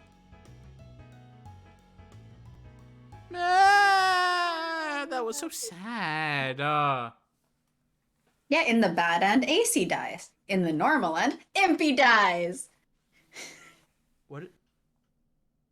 What? I did tell you that Lupin's route doesn't unlock until you've gone through everyone, right? Oh, was that like... I think that's to track it. Oh, that wasn't... You don't need to get the good end? I guess not. I think you just have to complete each route. Huh! I figured it was good end. I thought it was good end, but I guess I misremembered because I was trying to get good ends the first time, every time. That's why I was confused, because I'm like... But that wasn't the good end. Yeah. Turn around and gently take his hand in mine as we go to the good end. Don't you lie to me, boyfriend. I shake my head as Impey looks at me confused. No. I'm not going anywhere. I'm staying here with you. Why do I feel like I remember you telling me specifically about this ending route in vague terms a long time ago? Possible? I don't know. Maybe. Now you might feel lonely parting ways with your beloved. Don't joke around, Impey. Even though he's trying to make light of it, I know what he's up to. That's not it. There's no way that I wouldn't be able to know what the person I love is thinking. He's a mind reader. Yeah. It's impossible to turn the Nautilus away from London and still make it off from the ship. That's why you're trying to get me to escape on my own. Am I wrong? It's only for a moment, but the silence that falls between us seems to last an eternity. Impey's face twists in pain and he looks away from me. I really wanted you to let me be the hero here. But, you're right. There's no way to keep this thing from crashing at this point. In order to minimize the damage to the city, I'll need to switch the ship to manual control to make it land elsewhere. But, since it's manual, somebody's got to stay behind. So, I wanted to make sure that you, at least... As Impey turns his face downwards, I place both my hands gently on his cheeks. Huh? I push his head up, forcing him to face me. Impey, do you remember? Remember what you said to me before we took off? That you'd never leave my side. Oh. I remember that very clearly. Like it was only a few hours ago. Uh-huh. That's why I'm not leaving. I'm either going to survive with you or die with you. Those are my only options. I stare at Impey. I sense that a small light flickers in the depths of his eyes. Impey, which will you choose? ... Am I even getting through to him? Impey shakes his head, then pulls his hands into fists. You always have to go way beyond my expectations. Which do I choose? Man, that's a no-brainer. The only way there is to keep living with the one I love. I bring my hands to my chest and smile. Within my chest is the life that Impey has worked so hard to take back from me. Now that that's settled, there's one thing I wanted to try out. I said before that there's no way to avoid a crash. But we might be able to turn this freefall into an emergency landing if we use all the backup power to overcharge the air brakes. Is there any area large enough to land the Nautilus? There is! Impey looks at me and grins. The Thames River is our last resort! I move to the control panel along with Impey. Through the window, the ground is getting ever closer. While the Nautilus manages to keep itself level, its ascent has considerably picked up speed. Because, you know, gravity. Impey, what should I do? Leave it to me. Like I said earlier, I'm going to switch to manual control. Impey reaches the control panel, then gives it a once-over to get an idea of how it works. His eyes dart from side to side, and his hands move even faster. His fingers fly across the controls with maneuvers as smooth as and graceful as a virtuoso playing a piano. Then I hear a click, like two gears interlocking with each other. Alright, I have control now. Will we make it? I don't know. But it's do or die time now, so... I promise I'll take care of this. Impey gives the steering wheel a good spin, and I continue to assist with the controls by his side. The ship lurches again, and I see the Thames River through the window. Impey, I see the river. Good! We're going to go straight for it! We'll just have to hope this ship is sturdy enough. Even as we speak, the Thames draws nearer. AC, grab onto me! Impey's arms wrap around me. I feel the warmth of someone precious to me all around. This is something I never could have imagined would be mine, after being called a monster and living in solitude. But I have it, right here and now. A moment later, there is a roar, and the impact shakes the ship violently. The floor bucks wildly, throwing us into the air. Then, I look out the window and my face grows tight. Right in front of us and growing closer is a huge tower bridge. London Bridge is falling down. London Bridge is falling down? Falling down? My fair lady.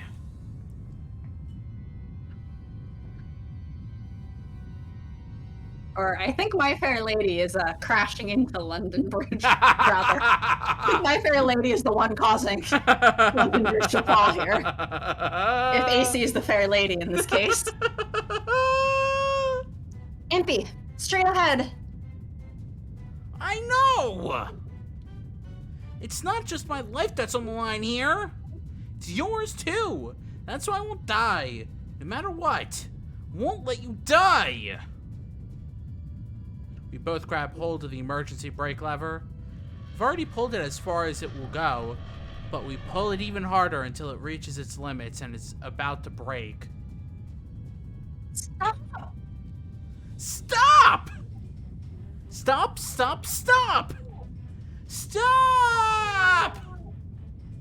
So we shout, the tower bridge continues to grow closer and closer.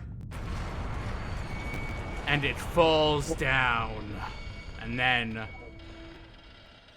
That. Dot, dot, dot. There is complete silence, as if time itself has come to a stop. We lie completely still, frozen in our embrace. But, eventually, we turn our necks like rusted gears and look into one another's face. Did we stop? Yeah! It stopped! Way to go! Dot, dot, dot. Dot, dot, dot. After a while, we step out onto the deck of the Nautilus. The sun is just beginning to rise outside. The wind blowing across the deck is a bit chilly, but the light signifying the start of a new day is very comforting. It's finally dawn. Impey, you sound like an old man. I probably am. Feels like we've been on this thing for years! Or 8 months, I don't know. Impey looks at me and smiles happily. We stopped this thing without crashing it. You're safe. Everything's good. I shake my head. There's one thing to regret. It's that the gravity alleviator that you and the old man built was broken. It's fine. Told you before. Everything I need is right here, in my heart. We can just build another one. You and me. Together. Yes, let's do that. I'll do my best to help. Impey looks at me kindly as I nod to him. For some reason, I begin to feel nervous and look away. Hey, AC? I think I've never really fallen in love before. What do you mean? I can't quite explain it, but I think I realized for the first time that this feeling in my heart is love. Oh. Well, it's my first time being in love too, so as first-timers, we should get along pretty well together. That's what you think. You're right! We're both first-timers at this. Like the sound of that. Impey takes a good look at me. Then he draws me close. Oh, Impey, you shouldn't. The horologium's already getting its strength back. My poison will probably start coming back soon too. All the more reason to do this then. Before the poison comes back completely, right?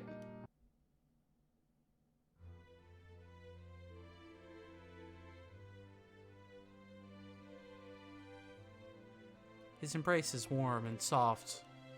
You can feel his quiet, yet overwhelming love for me when he kisses me on the eyelids. It tickles. I know this might sound cheesy, but I'm glad you came into my life. I'm glad I fell in love with you. The man that I love is smiling right before my eyes. This fact is the greatest source of happiness I could have. Show the CG. Hmm? Show the CG. Yeah. They're the CG. So pretty. Yeah. Just like all the others. This game's really pretty.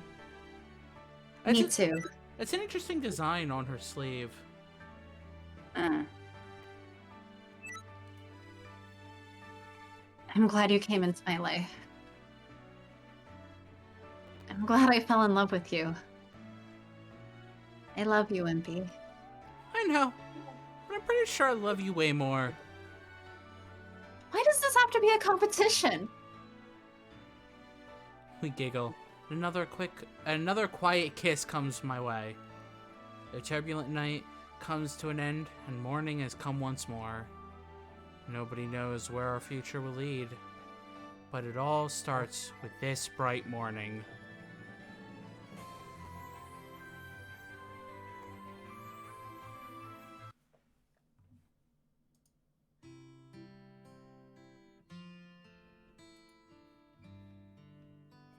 We did it! We did it. We did it! We did it! We did it! Yeah! We did it! Now we have credits. We didn't have credits last time. We did not, because we didn't get the good end. Huh. I mean, look, they're showing the CGs, right? Yeah, that's true. So. You did it! Yay! It only took 3.5 hours. Yeah! Wait. Hmm? There was a cast for Isaac Beckford? I think because the proper voices. I think his voice comes through for when he's like, "You must never know love." Oh, okay. Or something. Okay. At least one of the times, I think. I don't remember. Okay. I was like, oh. Yeah. I think it's for the things that he's said to. Makes sense. Makes sense. I get that. Or it's a different thing and I'm misremembering. Who knows? Yeah, who knows? It's been forever. And I'm new at this. But, oh my gosh. It only took 23 streams. Woo! Now to do this 4 more times. Oh, you know what I might have done? Why there was 2 saves that day? That the first save might be the first choice in the game. And we might have saved so that we could go back to the first choice. Possibly. Instead of doing all the beginning again. I think that might be it. Because, I mean, you can just check. I have the next guide up. Yeah. Already. Probably so we didn't have like a stream's worth where we're just like, okay, like. Trying to speed through the entire beginning again with her Yeah. getting captured and everything. Yeah. Yeah, I think that was it. Ooh. Epilogue time! Epilogue! Impey? Impey, where did you go? That guy. Everyone's going to be here soon. I sigh quietly to myself. I walk through the halls of the mansion, searching for Impey. We haven't been here in a while. Uh-huh. But the mansion is completely empty, and I can't find Impey or anyone else. Just then, I hear a sound from the living room and take a peek in there. Impey? There's nobody inside but a single dog. Cece turns to me and tilts his head to the side and barks happily. Also haven't seen Cece in a while. No, we saw Cece in the neutral end.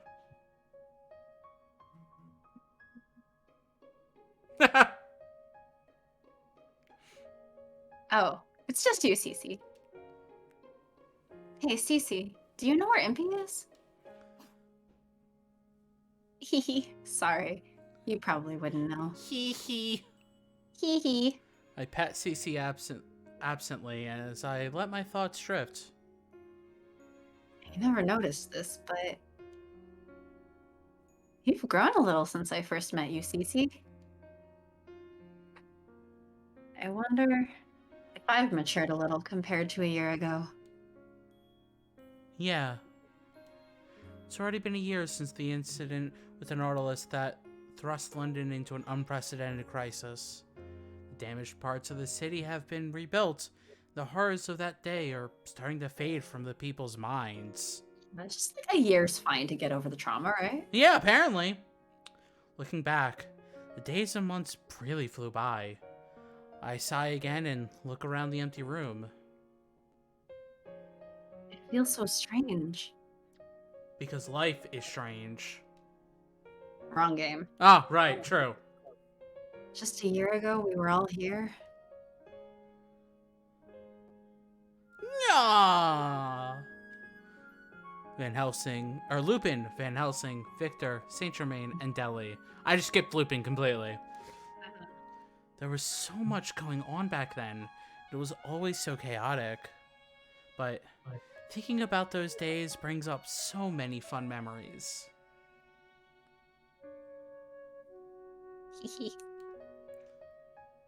But now everyone's gone off on their own separate ways. The time we spent back then feels like a dream. First person to leave the mansion was its owner, Saint Germain. Right after the Nautilus incident came to a close, he left the mansion behind, saying that he had to return to France. Saint Germain left the deeds to the mansion in the care of Impey and myself. He simply left a note behind saying that he wouldn't be returning to Britain for a while, so we were free to use the mansion. The next two to leave the mansion were Van Helsing and Delhi. Unbelievably, Van Helsing is now one of Delhi's subjects.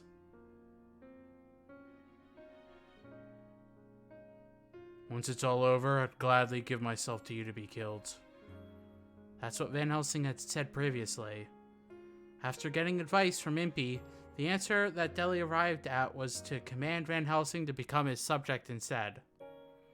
Van Helsing was surprised at first and refused, but ultimately, he did swear to serve the boy king as requested. Delhi has big plans as the heir to the throne of the vampires. He's going to continue speaking with the government, working to create a region for the vampires to gather and live peacefully. Those two are really working hard. Victor and Lupin, too. Victor and Lupin are still here in London.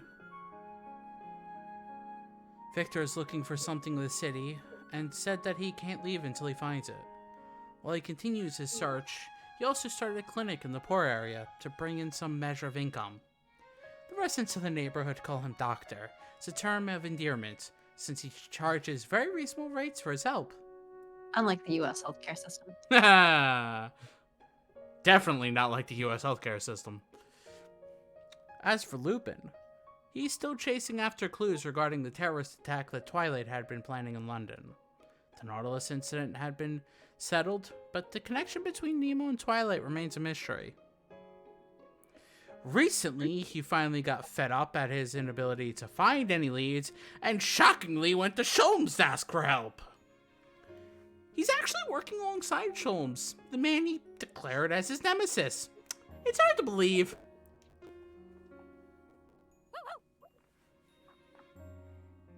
Oh. As I sit here with my memories, Cece gives me a warning bark. I look at the clock and see that I have lost track of the time. Oh no, look at the time! I need to finish getting ready for the party! That's right. It's been a while, but today everyone is getting together. I'm so excited that it's hard to contain myself, but... Where in the world could Impey have gone? I was hoping he would be able to taste my cooking before the others arrived. Just as I'm mumbling this to myself.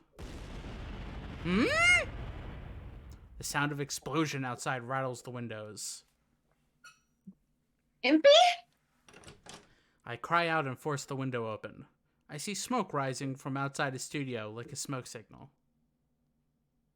I run to Impey's studio and stand in shock at the scene before me. The area surrounding the shed is completely filled with billowing smoke. What is this? What happened here? From that sound earlier, it's apparent that something must have exploded. Again. Is Impey alright? Impey? Say something! Oh, is that the voice of my princess? I hear his voice coming from the ground nearby. A figure rises up from the carpet of smoke, holding his head. The wind begins to blow the smoke away, revealing Impey standing there.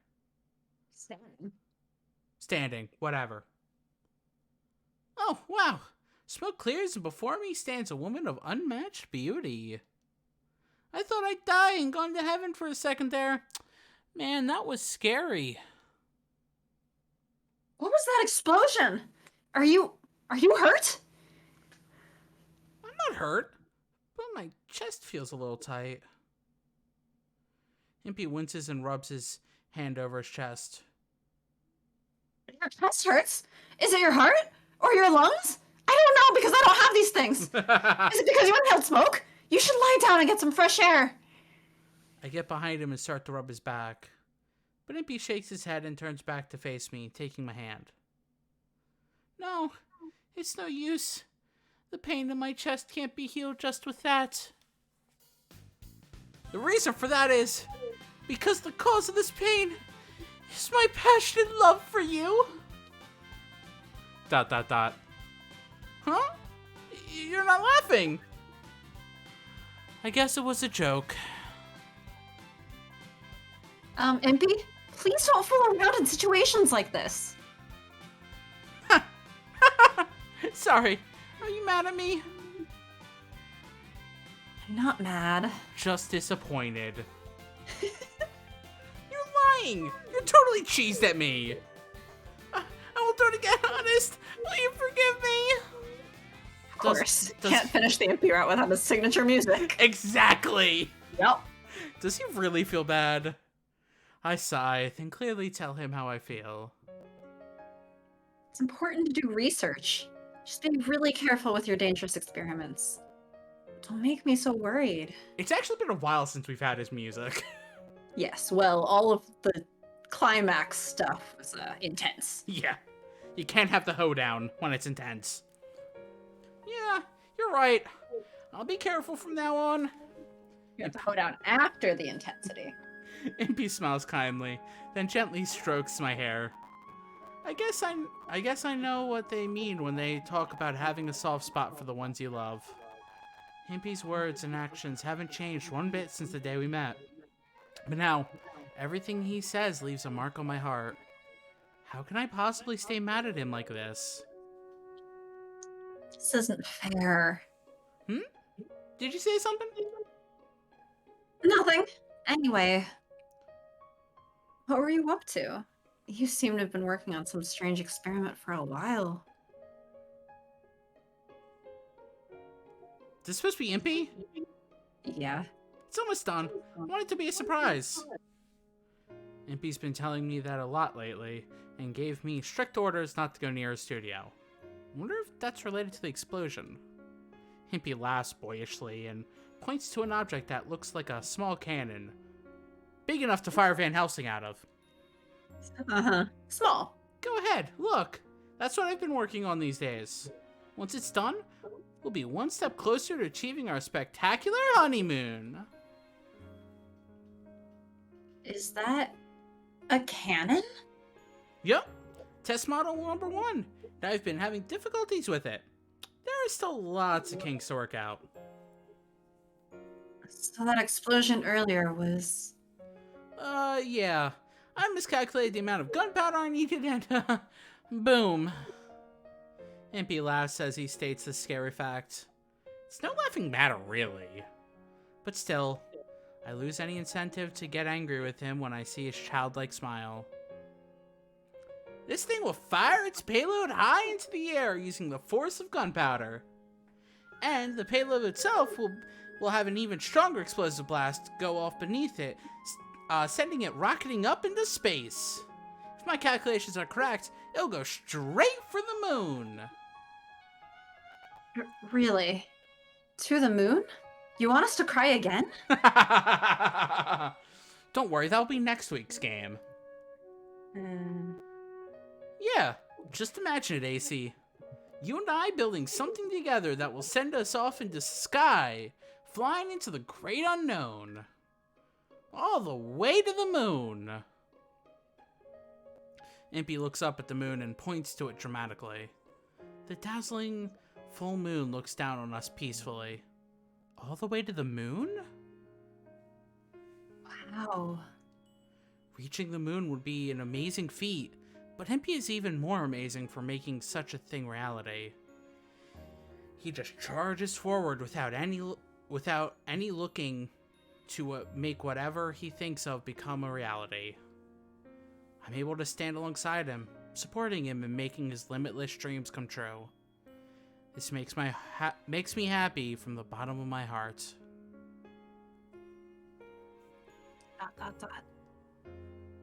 All right, it's time to launch our test model number 1. What? Right now? If that's everyone else to arrive. Wow, Discord really didn't like that. Uh-huh. You also lagged for a sec right beforehand. Ah. Ernest must be going, no, stop the stream! It sounds like you've been going for like 4 hours almost at this point. Like, shut up. I want this first loss to be just the two of us. Just with you, my beloved. Impey looks deep into my eyes, then tips his head to the side, as if to ask me if that would be acceptable. There's no way I can say no to him. He had such a childlike expression before. Now he looks so mature and manly. How does he do it? All right. Sure. That's what I like to hear! The two of us begin making preparations to fire the cannon. Impey gets the device ready and I help him. We've been working together this way every single day. And I hope that we can keep doing this forever. I want to live like this every day, dreaming the same wonderful dreams along with Impey. Alright, it's ready! We lay out the fuse a good distance away from the cannon. Then we sit down next to one another, shoulder to shoulder. This is going to be quite a spectacle. I'm sure you'll be able to see it go up from anywhere in London. So Lupin, Van Helsing, Victor, and Saint Germain, who's not in London, they might all see it? It won't be just them. All of London will see it. They'll look up and witness the true power of science. With a huge smile on his face, Impey looks over at the ignition switch. Alright, let's set this thing off. Together.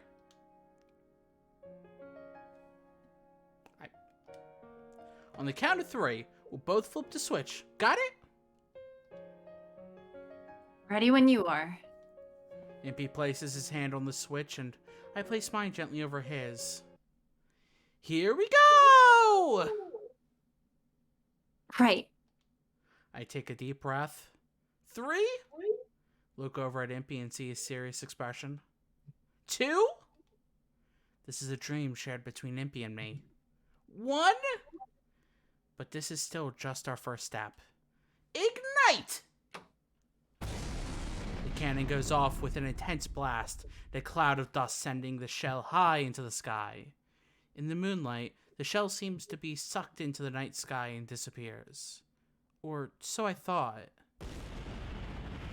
Suddenly, it looks as if there are 2 moons shining brightly in the sky. The shell's own midair blast sparkles in the darkness. It's drawn straight to the moon, taking our dreams with it. It's beautiful. I say it in awe with a sideways glance at Impey. He sits motionless, staring up at the shell's meteoric rise into the sky. Are you happy, Impey? You're getting closer to realizing the dream that you and the old man had. That's not quite right. The dream belongs to the old man and me, and you too. He looks away from the sky and turns to me, then says in a quiet voice,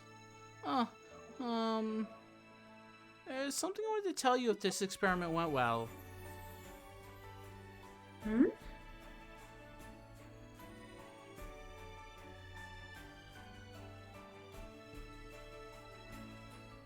AC, will you marry me?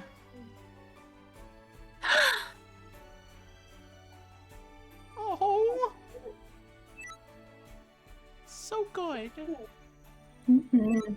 These unexpected words make my heart stop. Wait, you don't have one. Then my non-existent heart begins to pound, and I feel my cheeks flush. Impey? He gets so close to me that I can feel his breath, then speaks with great gravity. We promised each other one day a year ago that we would stay by one another's side. Yes. Just as we promised, we've been here all this time. The first thing I see when I wake up and the last thing I see before I go to sleep is your beautiful face. We live in the same house. We've been chasing the same dream together. Yes. But I want to make a more tangible promise to you. That I'll never, ever let you go. So that's why marriage? Yeah. What do you say? Impey stares at me. There are still so many problems surrounding us. I'm not human, but a homunculus carrying a horologium within me. There is poison running through my body, and I can't even kiss Impey. But Say yes. any doubts I might have are blasted away by the light of the ascending cannon projectile and Impey's smile. None of these things are even obstacles for us. We're always together now, and I'm very happy.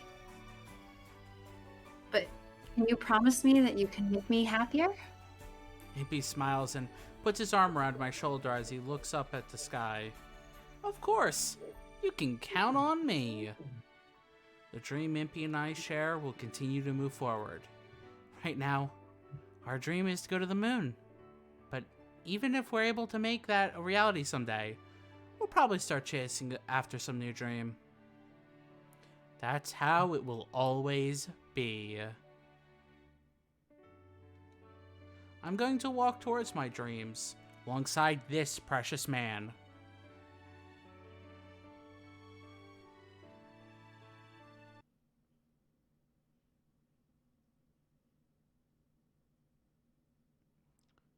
Impey's extra scenario has been unlocked. Which we will not go through right now. No, no, no, no, no, no, no. But I'm glad we finished this route, because I'm like, yes. So now I can finally say, one of the reasons I really like this game is that, you know, I was like saying all this stuff about like ace route or ace game, because she can't be touched. So like they literally can't have sex, right? Yeah, they literally can't. And like that's not an obstacle to the whole romancing. But even at the end, with a good ending, she still has the poison. Yeah. And I like that a lot. Yeah. Because it's like, oh, she's not fixed now in every route to like, oh, now they can have whatever kiss and whatever physical touch, and that makes it valid because it doesn't matter. Like even at the end, like right before the that like the credits rolled, it was like he's gonna kiss. It's like the poison. It's like, wait, it's coming back. He's like, And I mean, in this ending, they're not even trying to solve it. No, they're not. And I mean, yeah, not every route has the poison go away. And so I like that a lot. All right, back to the hoedown. 24 of 25. Mm-hmm. Yeah, that was a good time. Yeah. We finally finished one route. We finally finished one route. And that means that next Sunday we'll be starting. Oh wait, we wanted to check.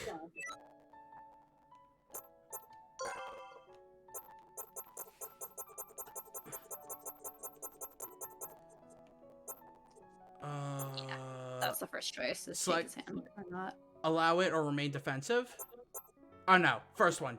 Take his hand or refuse. Just 3. Yeah, take his hand or refuse. Mm.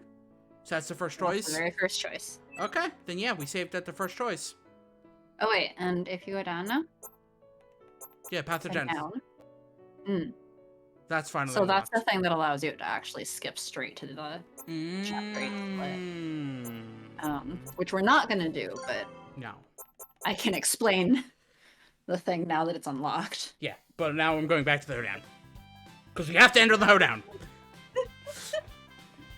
Alright. Thanks for sticking with us. Yeah, in the 4-hour Yes. stream. Long ass stream. Thanks for watching the Impey end with us. That was fun. And we'll be back Wednesday for Lovingly Evil. Where Sharky dates a robot. Have Thanks, a good everyone. rest of the night/day. Bye. Bye.